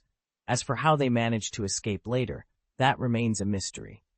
You could fabricate any reason you like, such as an unknown powerful figure rescuing them from Voldemort. The problem is that you know the truth, but you can only follow the narrative arranged by Aaron. After all, 3 of the 5 witnesses are on his side. As expected of you, Adrian couldn't help but laugh, giving a thumbs up. You haven't changed after all these years. You always like to keep yourself out of things. Sister, I don't even know what you're talking about, Aaron said, scratching his head and pretending to be confused. The others watching secretly clicked their tongues in disapproval. Forget it. Anyway, Jins will give me the record, Adrian said. Aaron, huge gift crab. Forget about it. But it doesn't matter. Even if there is no record, if Adrian asks, Jins can only answer truthfully. Impossible, Fudge said, still unwilling to believe. Do you have evidence? No, right? Then it can't prove that the mysterious man is resurrected. That's 5. Fudge paused and corrected himself. No, it was a prank by 4 students. Mr. Gaius passed out and didn't know anything. As Minister of Magic, he could yell at most wizards, but it was clear that these people couldn't be offended. Fortunately, Gaius used his coma to imply that he would not participate in the testimony. Otherwise, Fudge wouldn't know what to do. At that moment, Snape strode forward and rolled up his left sleeve. He stretched out his arm, showing Fudge the dark mark. Fudge turned pale instantly and took a few steps back in horror. Chapter 417, Dumbledore's Arrangement, The Rhythm of Chatting to Death. Look, Snape said hoarsely, pointing to his forearm. The dark mark is not as prominent as it was more than an hour ago. It was charred black then, but you can still see it. It's the brand Voldemort put on the Death Eaters, he continued. It's how they recognize each other and how Voldemort summons them. When he touches a Death Eater's mark, we have to apparate right next to him. Karkaroff and I both felt the mark burn tonight, and we both knew he was back. However, Karkaroff betrayed many fellow Death Eaters. Fearing Voldemort's revenge, he ran away early in the morning. Professor Karkaroff, ran away? Krim asked, his expression strained. Yes, and very quickly, Snape mocked. He disappeared before we even realized it, probably before Voldemort sent the signal. Fudge's eyes widened, and it took him a long time to look at Dumbledore. Gritting his teeth, he said firmly, I don't know what tricks you are playing, but I've had enough. I don't want to say anything more. Next time we meet, Dumbledore, we have to discuss the way Hogwarts is run. Now, I have to go back to the Ministry of Magic. Fudge turned to leave, but stopped after a few steps. He took out a large bag of gold coins from his pocket and handed it to Aaron. The prize money for the Tri-Wizard tournament is 1,000 gold galleons. Although you share the trophy, I think everyone agrees that you are the champion. This is what you deserve. Aaron wanted to say something, but Abe quickly stuffed the gold coins into his pocket, his satisfaction evident on his face. I might not participate in the award ceremony. After all, I had some trouble with Principal Dumbledore, Fudge said, glancing at Dumbledore. He put on his top hat and walked out of the principal's office. Boom! The oak door slammed shut. Dumbledore shook his head in disappointment, then looked at Cedric and the others. I think you should go to the school hospital and let Madame Pomfrey take a good look at you. It's been quite a tiring night, not the usual excitement. I need a sedative and a good night's sleep, Abe said, taking out a dark glass bottle from his pocket and looking at his master flatteringly. Aaron glanced at the label, tranquilizer, on it, and couldn't help but twitch the corner of his mouth. You prodigal bastard, I prepared this step by step. How could you make it like this? Hurry up and take it back. The potions in the school hospital don't cost money. Abe smiled awkwardly and stuffed the glass bottle back into his pocket. Let's go. Don't worry, Mr. Gaius, Dumbledore said. You and Harry stay here for a while. Aaron was a little reluctant. Just keep Harry. He must know more than me. Don't worry, it won't take much of your time, Dumbledore assured him. The corners of Aaron's mouth twitched slightly, and he nodded helplessly. Cedric and the others looked at each other and silently exited the room. To be honest, we expected Fudge's attitude, but it changes the whole situation, Dumbledore said. We have to move faster. Minerva, I need to see Hagrid as soon as possible. Please inform Miss Maxim if you can. I'll do it now, Professor McGonagall said, immediately leaving the principal's office. Sirius, you can change back to your normal self, Dumbledore said. The big black dog didn't move, just glanced at Adrian. There was an outsider here. What if there was a misunderstanding? Miss Klein is smarter than you think, and nothing will happen, Adrian shrugged indifferently. I just pretend I didn't see anything tonight. The big black dog hesitated for a moment, then changed back into Sirius's appearance. He glanced at Adrian vigilantly and was relieved to find that she was not surprised. Sirius, Severus, and Lupin, I trust all three of you. Now I hope that you will put aside past grievances and cooperate sincerely. Dumbledore, Lupin said, looking embarrassed. I'm fine, but the two of them. Snape and Black exchanged a tense look, but Dumbledore's gaze remained, steady, filled with a quiet determination that brooked no argument. The two men looked at each other with disgust and displeasure. If Dumbledore hadn't been present, they might have dueled right then and there. It is possible to set aside hostility on important occasions, even if only for a short time. We are all on the same side, and internal unity is necessary. Without it, there is no hope for us, Dumbledore said earnestly. Now, do me a favor and shake hands for the time being. Reluctantly, the two shook hands, but quickly separated. Dumbledore nodded tiredly and continued. Lupin, you and Sirius should go to the Weasleys' house. Explain to them the grievances Sirius faced before he became human again. Otherwise, Arthur and Molly might send him back to Azkaban directly. I will write Arthur a letter explaining the situation and what needs to be done. Then, you need to inform Alberta Figg and Mundungus Fletcher. I will be in touch with you at all times. Got it, said Lupin. Sirius walked up to Harry. You'll see me again soon, I promise. Harry nodded worriedly. I understand. Sirius transformed back into the large black dog and was led out of the principal's office by Lupin. Severus, Dumbledore called. You don't need to tell me. I know what you want me to do, and I'm ready, Snape said in a deep voice, though his face was extremely pale. A look of concern flashed across Dumbledore's eyes. I can only wish you good luck. Professor Snape, Adrian interjected, my brother has been taken care of by you these past few years. Snape froze for a moment, then smiled. As a teacher, that's what I should do. No, you misunderstand, Adrian explained. I mean, if what you need to do is dangerous, or if you want to give up, you can come to the Gaius family for a while. Voldemort is not yet able to trouble our family, and you will be very safe there. Aaron nodded seriously. He could see from Dumbledore's eyes that Professor Snape's mission was very important, but also very dangerous. In all fairness, he didn't want the teacher to be in danger. It's okay, at least for the time being, Snape reassured, then strode away. It seems he has made up his mind, Adrian said. Prepare some blessings for your teacher. Maybe they will be useful. Aaron nodded, then looked at Dumbledore. Professor, do you have any orders for us? Dumbledore hesitated for a moment and said, There are only a few of us left here, and I promise that no one else will know about our next conversation. Harry said you fought dozens of Death Eaters alone in Riddle's graveyard. That's pure nonsense, Aaron interrupted immediately. That is definitely Harry's imagination. I am confident that I can defeat 1 or 2 Death Eaters, but it is impossible to beat dozens of them. Harry's face turned red, but he said nothing. The level of Aaron's denial was truly astonishing. Okay, Dumbledore said, knowing it was impossible for Aaron to admit it. He continued, Your butler seems to have been looking for you halfway through. I didn't see him, Aaron said directly without thinking. We all passed out and didn't know anything. And what do you think of Voldemort? If he resumes the dark reign? It doesn't matter. I'm pure blood anyway. Voldemort may set off a bloody reform, but this fire cannot burn us. Dumbledore was speechless. Was Aaron really this indifferent? Professor, do you have anything else for us? Aaron asked carefully. No, not anymore, Dumbledore replied with a far-fetched smile. He had hoped to get some useful information, or at least prepare Aaron for what was to come, but Aaron was as reticent as a stone. Adrian also smiled and said nothing, as if Voldemort's resurrection had no effect on them at all. Then I'll go to the school hospital first, Aaron said. Go ahead and take Harry with you, Dumbledore instructed. Aaron shrugged and helped Harry out of the chair.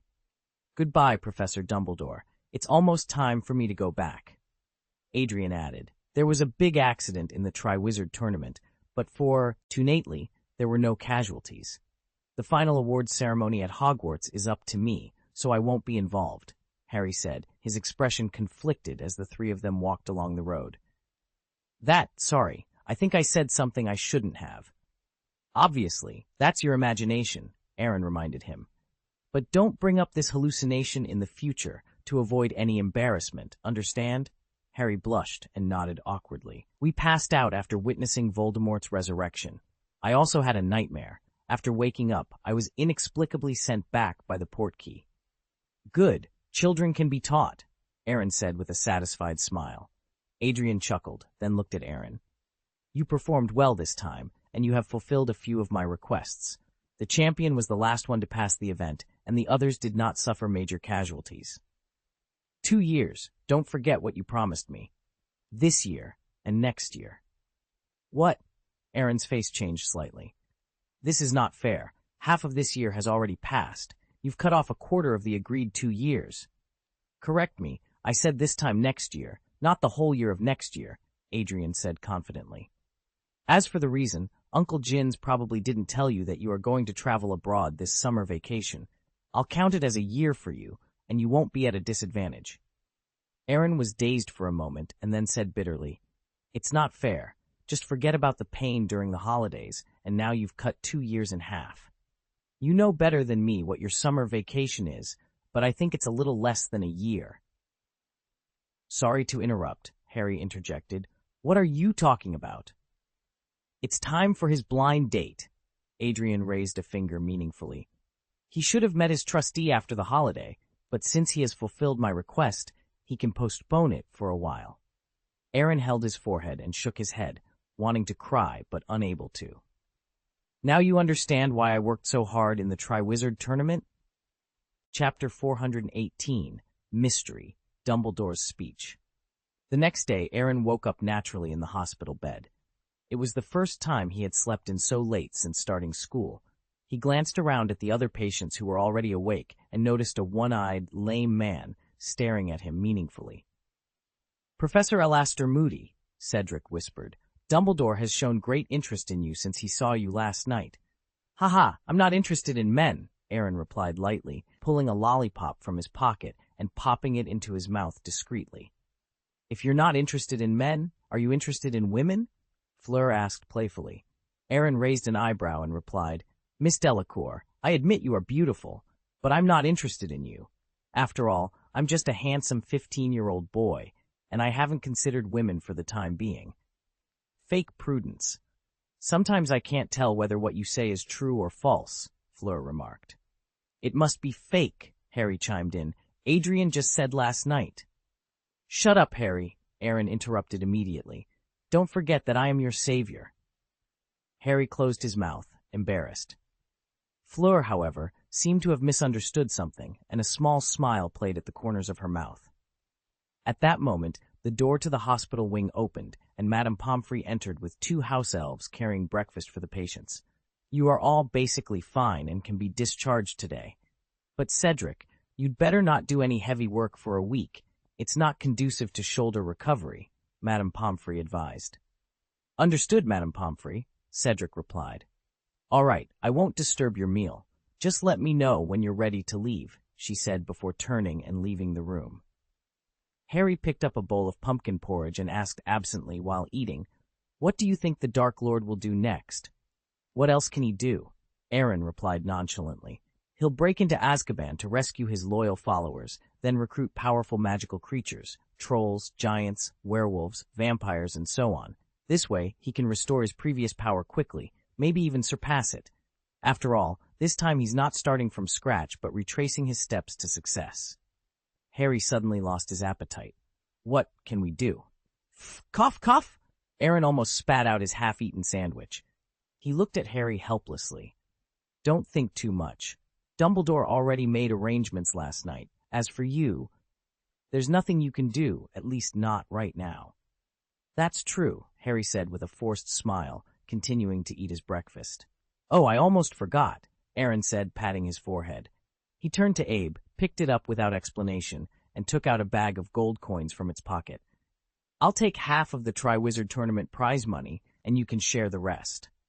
"This is inappropriate," Crumb said with a sullen face, and the others immediately expressed their agreement. They felt it was a blessing to be saved and couldn't accept the money. Seeing their determination, Aaron didn't press the issue.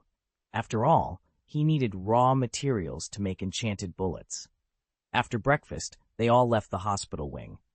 Crumb and Fleur returned to Durmstrang's ship and Beauxbaton's carriage, respectively, to report their safety to their parents, teachers, and classmates. Cedric went to meet his parents and Professor Sprout, the head of Hufflepuff. Harry and Aaron returned to the Gryffindor and Slytherin common rooms.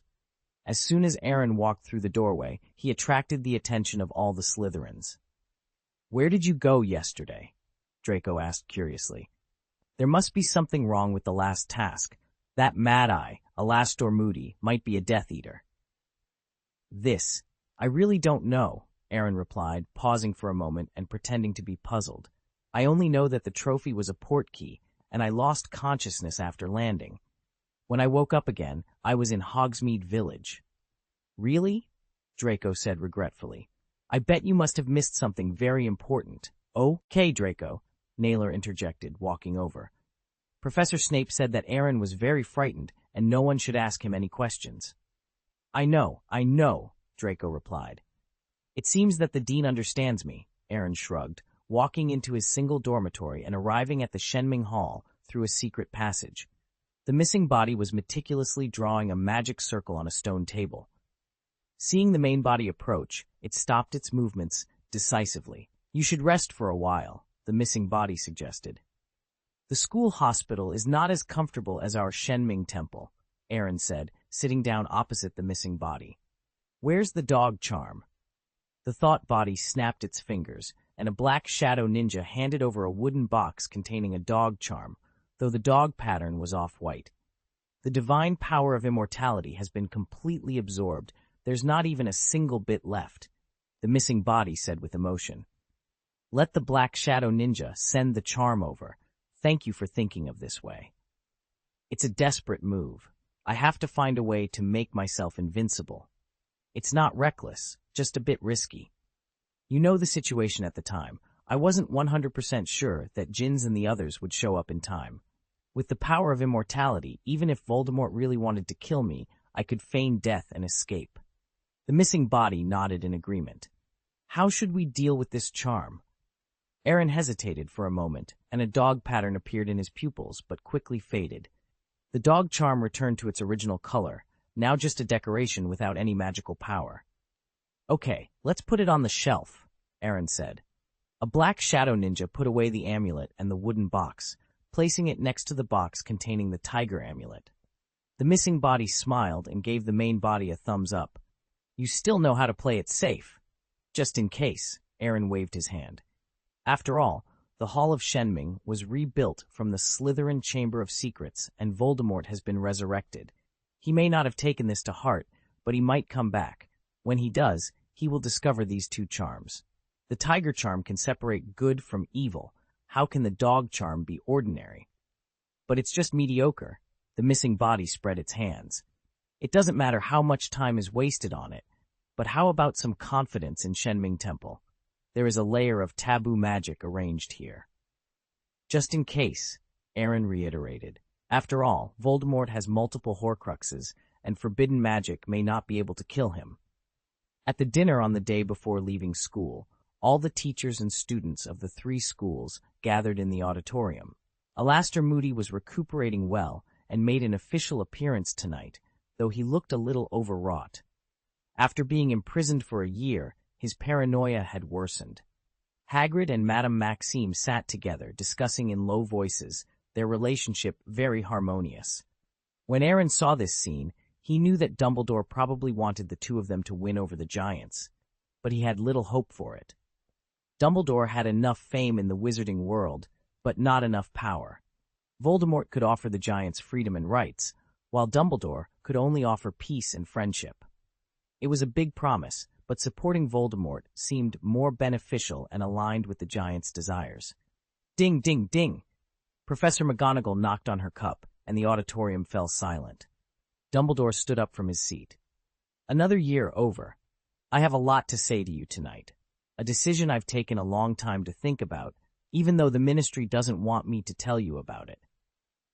Voldemort was resurrected on the night of the Triwizard Tournament. Several of our warriors have seen him and his fellow Death Eaters return to the wizarding world. The order we have worked so hard to build for 13 years is suffering a terrible blow. As the voice fell, the sound of gasping for air echoed throughout the auditorium. Tense murmurs filled the room, and many people had panic in their eyes. The students closest to the warriors were eager to verify whether Voldemort had truly been resurrected. In response, the 5 warriors nodded in unison, confirming the grim reality. Don't doubt it, it's the truth. Our 5 warriors narrowly escaped his clutches through sheer luck, Dumbledore said, his old face flushed. He opened his eyes wide, attempting to convey sincerity despite the gravity of the situation. It was clear he was not entirely comfortable with the dire news he was delivering. Dumbledore took a deep breath and waited for the murmurs in the audience to subside. He glanced meaningfully at the 5 warriors before continuing. The purpose of the Triwizard Tournament is to enhance and promote mutual understanding in the magical world. With Voldemort back, this connection is more important than ever. I wish I were mistaken, that Voldemort had not been resurrected, but the undeniable facts are before us. We will all face darkness and hardship no less severe than 13 years ago. Many families in this very auditorium have been torn apart by Voldemort's machinations. But I say to you, every guest in this auditorium is welcome to return at any time. Even if we come from different places and speak different languages, we must remain united. Voldemort's methods of creating conflict and hostility are very clever, and only through unity can we hope to fight against him. Division will leave us vulnerable. Dumbledore's speech moved many in the audience. Some of the younger students couldn't help but shed tears, deeply affected by his words. However, Aaron was more focused on the reality of the situation than on the emotional appeal. He acknowledged that Dumbledore's words held some truth, but he also suspected another motive: to use these students to spread the news of Voldemort's resurrection to their parents. Once the news spread, the wizarding world would naturally be on high alert, and even Fudge and the Ministry of Magic would be unable to suppress it. Chapter 419. Farewell. As the semester officially ended, Hogwarts students packed their luggage and sent it to the foyer, waiting for the special carriages to take them to Hogsmeade Station. Many senior students bid farewell to their friends from Durmstrang and Beauxbatons outside the hall. After all, they had lived together for more than half a year and had formed friendships. Aaron sat bored on his suitcase with Abe in his arms, contemplating his plans for the holiday. He wondered about the world trip he was going to take and when he would leave. 2 years ago, he had joined a group of dwarves in a brave fight against a dragon and participated in a huge war. The adventure was thrilling and unforgettable, but it had also been grueling. They had eaten and slept in the open, been chased by enemies, squatted in cells, and faced explosions caused by the stubborn dwarf king. It was a weight too heavy for a teenage child to bear. I hope I won't suffer too much this time, Aaron thought to himself, hoping that Professor Trelawney's prediction in the first divination class would come true, a short trip that wouldn't consume too much time. At that moment, Fleur approached with her younger sister, Gabrielle. "Are you here alone?" she asked. "And them," Aaron replied, pointing to a corner a few meters away where Harry, Ron, and Hermione were sitting together. "Is there any chance for us to meet again?" Fleur asked, somewhat embarrassed. "I hope to find a job here and improve my English." "You speak English very well, but it's hard to find a job. If you need help, you can find me in Diagon Alley." "Diagon Alley?" Fleur's eyes lit up. "Is your home in Diagon Alley?" "What are you thinking about?" Aaron rolled his eyes. "The place where I work is in Diagon Alley, a small and well-known drink shop. I opened it myself when I was 8 years old." 8 years old? Gabrielle said in disbelief. "Does that mean you were earning money when you were 8? "It's not worth mentioning." Aaron waved his hand modestly. "Although the monthly income isn't as much as my pocket money, it can be considered a decent individual business." From that day on, I was barely financially independent, with a net income of 2,000 to 3,000 galleons a year. I'm familiar with the shopkeepers in Diagon Alley, so it wouldn't be difficult to recommend you a job that includes food and accommodation. But I may be traveling this holiday season, and if I'm not around, you can go to Ollivander's wand shop and be a temporary salesperson for my uncle. Understood. Fleur smiled happily and quickly kissed Aaron on the cheek. Aaron, damn, taken advantage of again. Humph, Hermione snorted unconsciously. Is this your girlfriend? Fleur raised her eyebrows. No, Hermione said, blushing, not yet. Fleur blinked, as if she understood something, and showed a meaningful smile. Goodbye, Harry. It was a pleasure meeting you this time. Fleur waved to Harry, and then pulled Gabrielle across the lawn towards Beauxbaton's carriage. Her silver hair shone brightly in the sun, causing Ron to stare in awe. Ron, don't look, they've already left, Harry teased. Ron snapped out of it, a blush appearing on his face. He quickly changed the topic. Beauxbatons can still ride in a carriage, but what about the students of Durmstrang? Can they sail a boat without Karkaroff? Ha ha! Aaron laughed unkindly. You mean Karkaroff will sail the boat himself? Don't be ridiculous. If he could really do that for the students, he wouldn't have run away so decisively. That's right, Krum said, walking over with a sullen face. He's been in the cabin the whole time, and we've been doing all the work. See, exactly as I expected, Aaron said, spreading his hands. Then he looked at Krum. Are you also here to say goodbye to me? Krum nodded. I should still be a Bulgarian seeker after graduation. If you want to watch a Quidditch match, please let me know. I can get tickets and stuff. I guess it won't be needed, Aaron thought to himself. He wasn't very interested. And Quidditch, it was definitely easier for him to get a ticket than anyone else. However, he did not show the slightest hint of disdain on his face. Instead, he nodded excitedly. I see. Krum breathed a sigh of relief and turned to look at Hermione. Can I have a few words with you? Hermione was momentarily stunned and subtly moved half a step closer to Aaron. Let's talk about it here. Krum's pupils dilated slightly, and he felt his heartbeat skip a beat. Was she serious about that half step? Okay. Krum took out a note. This is for you. Remember to write to me during the summer vacation. Without waiting for Hermione to react, he quickly turned and left. Victor, Ron said, dumbfounded. Isn't he interested in you? This look is too. He trailed off as he met Hermione's sharp eyes and immediately corrected himself. This vision is too good. You are the beauty of our Gryffindor, aren't you, Harry? Right, that's it, Harry agreed. Hermione rolled her eyes. Don't get me wrong. He and I are just ordinary friends, understand? The two boys looked at each other and nodded in unison. What about you? Do you understand? Hermione asked, looking at Aaron. Got it. Hermione nodded in satisfaction. It's good to understand. The relationship between Krum and me is not as close as the two of them. Harry and Ron exchanged wry smiles. It was fine to emphasize it once. There was no need to compare them. Aaron, Harry, Cedric called out as he walked up the steps quickly, followed by Ravenclaw's Cho Chang. When Harry saw this, his face immediately fell, perfectly understanding Krum's mood just moments ago. Ron patted him on the shoulder sympathetically. There was no need to think about it. This was definitely a well-known flower. Harry suppressed his heartache and forced a smile. The two of you are here to say goodbye?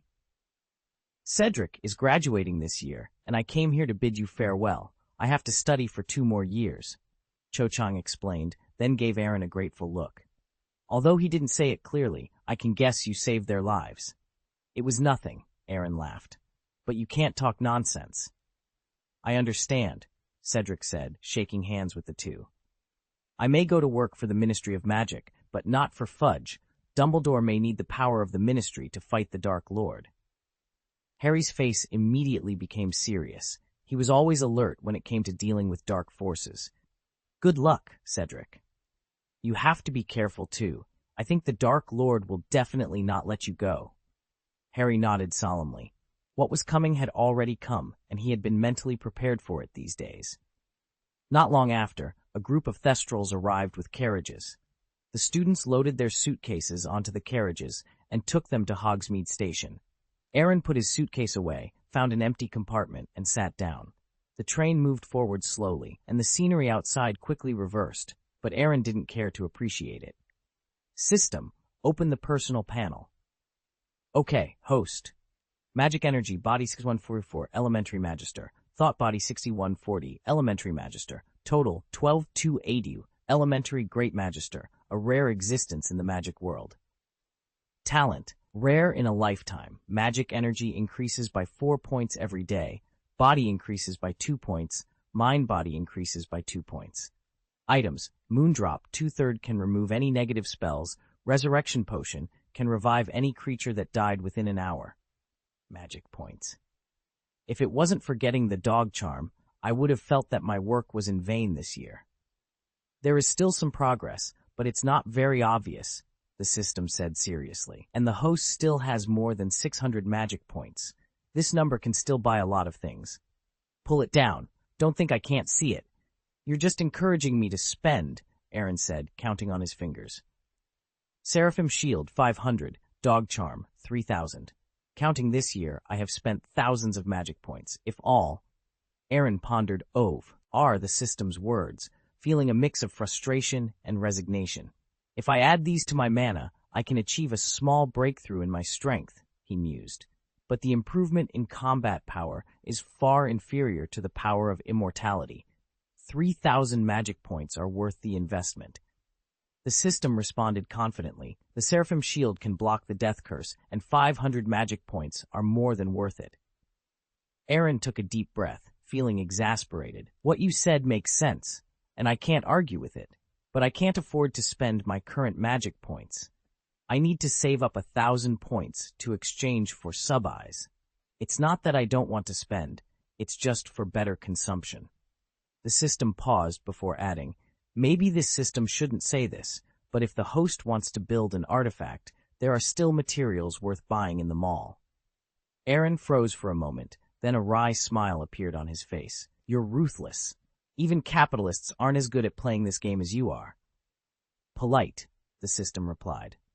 Aaron couldn't help but complain. He had already brushed past those materials himself, but now that the system mentioned them, he couldn't ignore them. So reluctantly, he made the purchase. Thank you for your patronage and welcome to come next time, the system chimed. Inexplicably, I feel even more heartbroken. Aaron muttered as the sound of money disappearing echoed in his ears. His 600 magic points dropped by 2/3.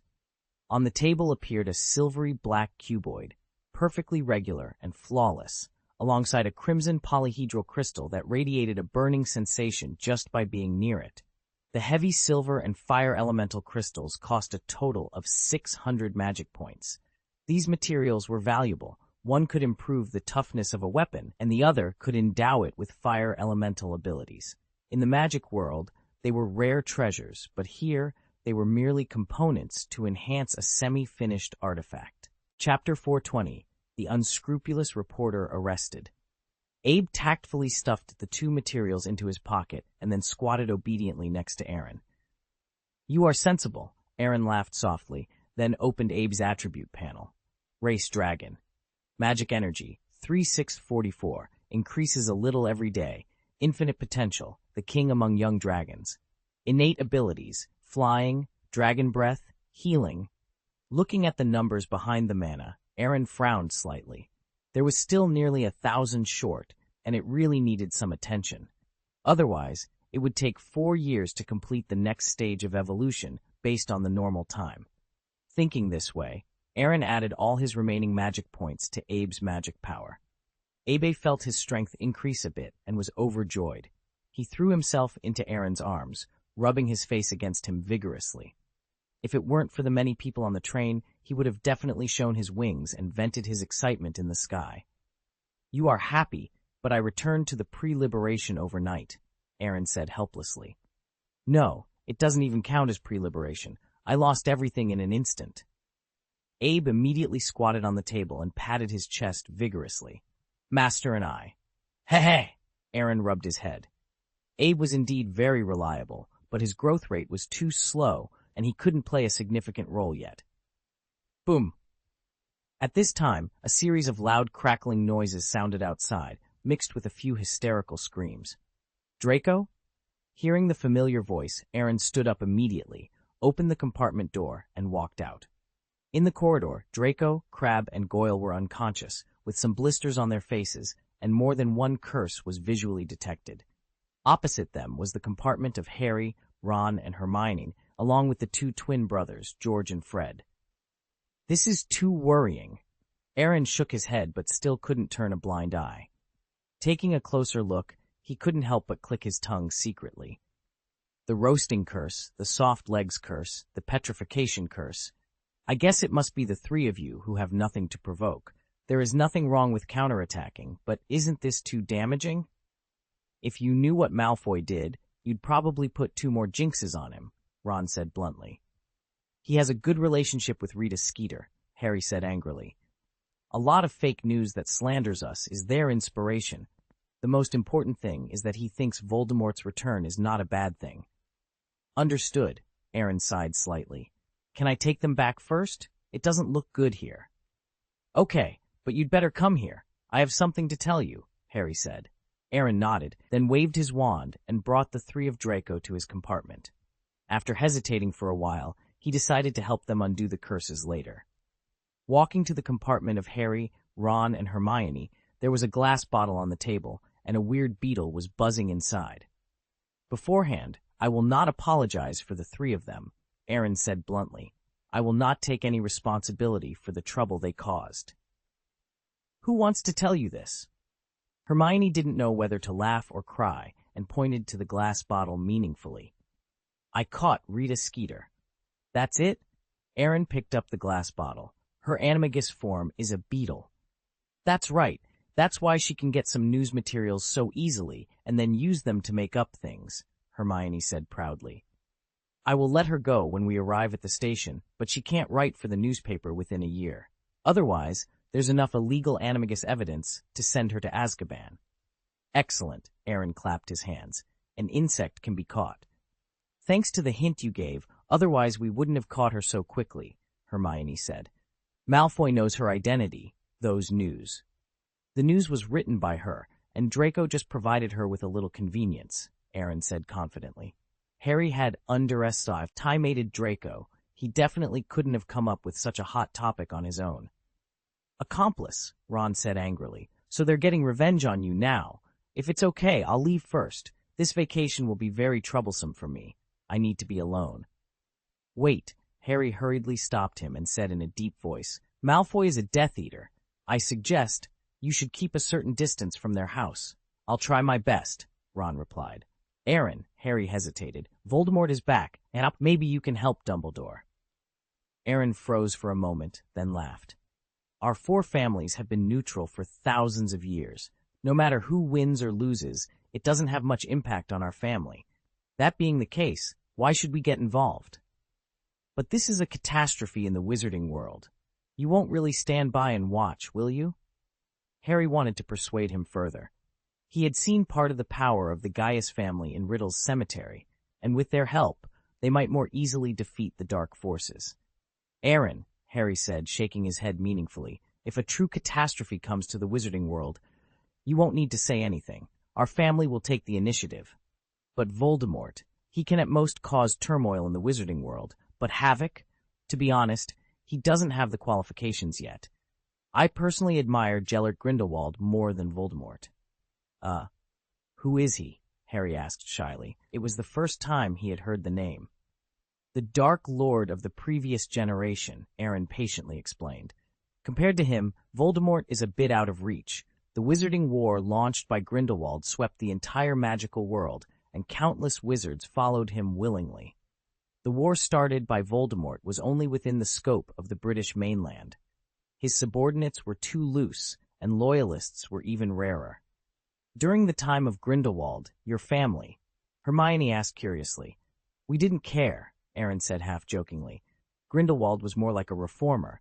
His original intention was to create a better future for the wizarding world, although most muggles needed to be eliminated to achieve this goal. What? Hermione was shocked. Are you serious? Aaron nodded irrefutably and continued. Grindelwald's ambitions were so grand that none of our families ever cared about it, let alone Voldemort's small fights. Small fights? Harry couldn't bear it any longer and looked at Aaron angrily. My parents, Neville's parents, and many, many other families were all torn apart. Is this a small fight? So what is a big deal in your eyes? The end of the world? Aaron complained silently, but kept his face extremely calm. No comment on this. I can tell you very clearly that our family will only help each other. As Jin said, if I really decide to join the fight, it is only my own business and has nothing to do with the Gaius family. That's okay, Ron said without thinking. In the past few years, you have also helped us defeat Voldemort's plot several times. The corner of Aaron's mouth twitched, feeling extremely speechless. I can obviously win by lying low. Why should I fall into this pit of fire with you? Do you think I have a long life? Is there anything else? If not, I'll go first. Wait, Harry stopped Aaron again and said with some embarrassment, how can you help Dumbledore if you are alone? Huh, Aaron sighed. Voldemort and Dumbledore will continue to confront each other, and sooner or later, they will use war to solve the problem. Not participating in the war is my bottom line. As for other things, I'll try to help, but just as a student at Hogwarts, that's all.